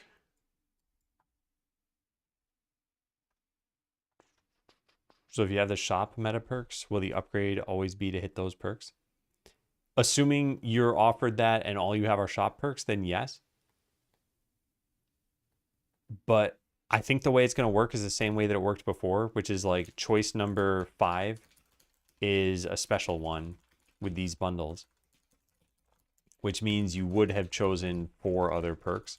The odds of you only getting storage perks in that time would probably be pretty low. So like in the case you got well water or faster hunger or something like that, then now these would be candidates for those upgrades. Alternatively, maybe the way it works is maybe in the early game it's giving you new perks, and then later on it's giving you upgrades. I should probably write that down. And then I really need to go.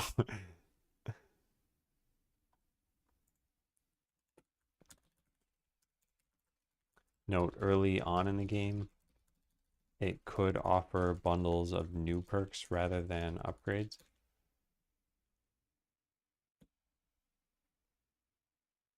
Then pick only perks.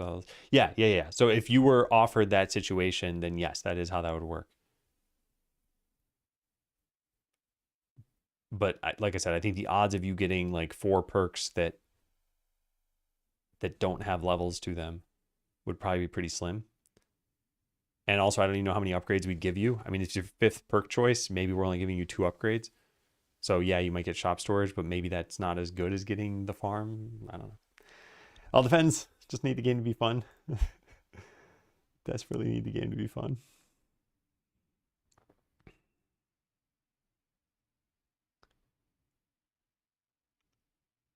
Okay. You know who raided us the other day? It was Catherine the Multitasker. Let's go raid her.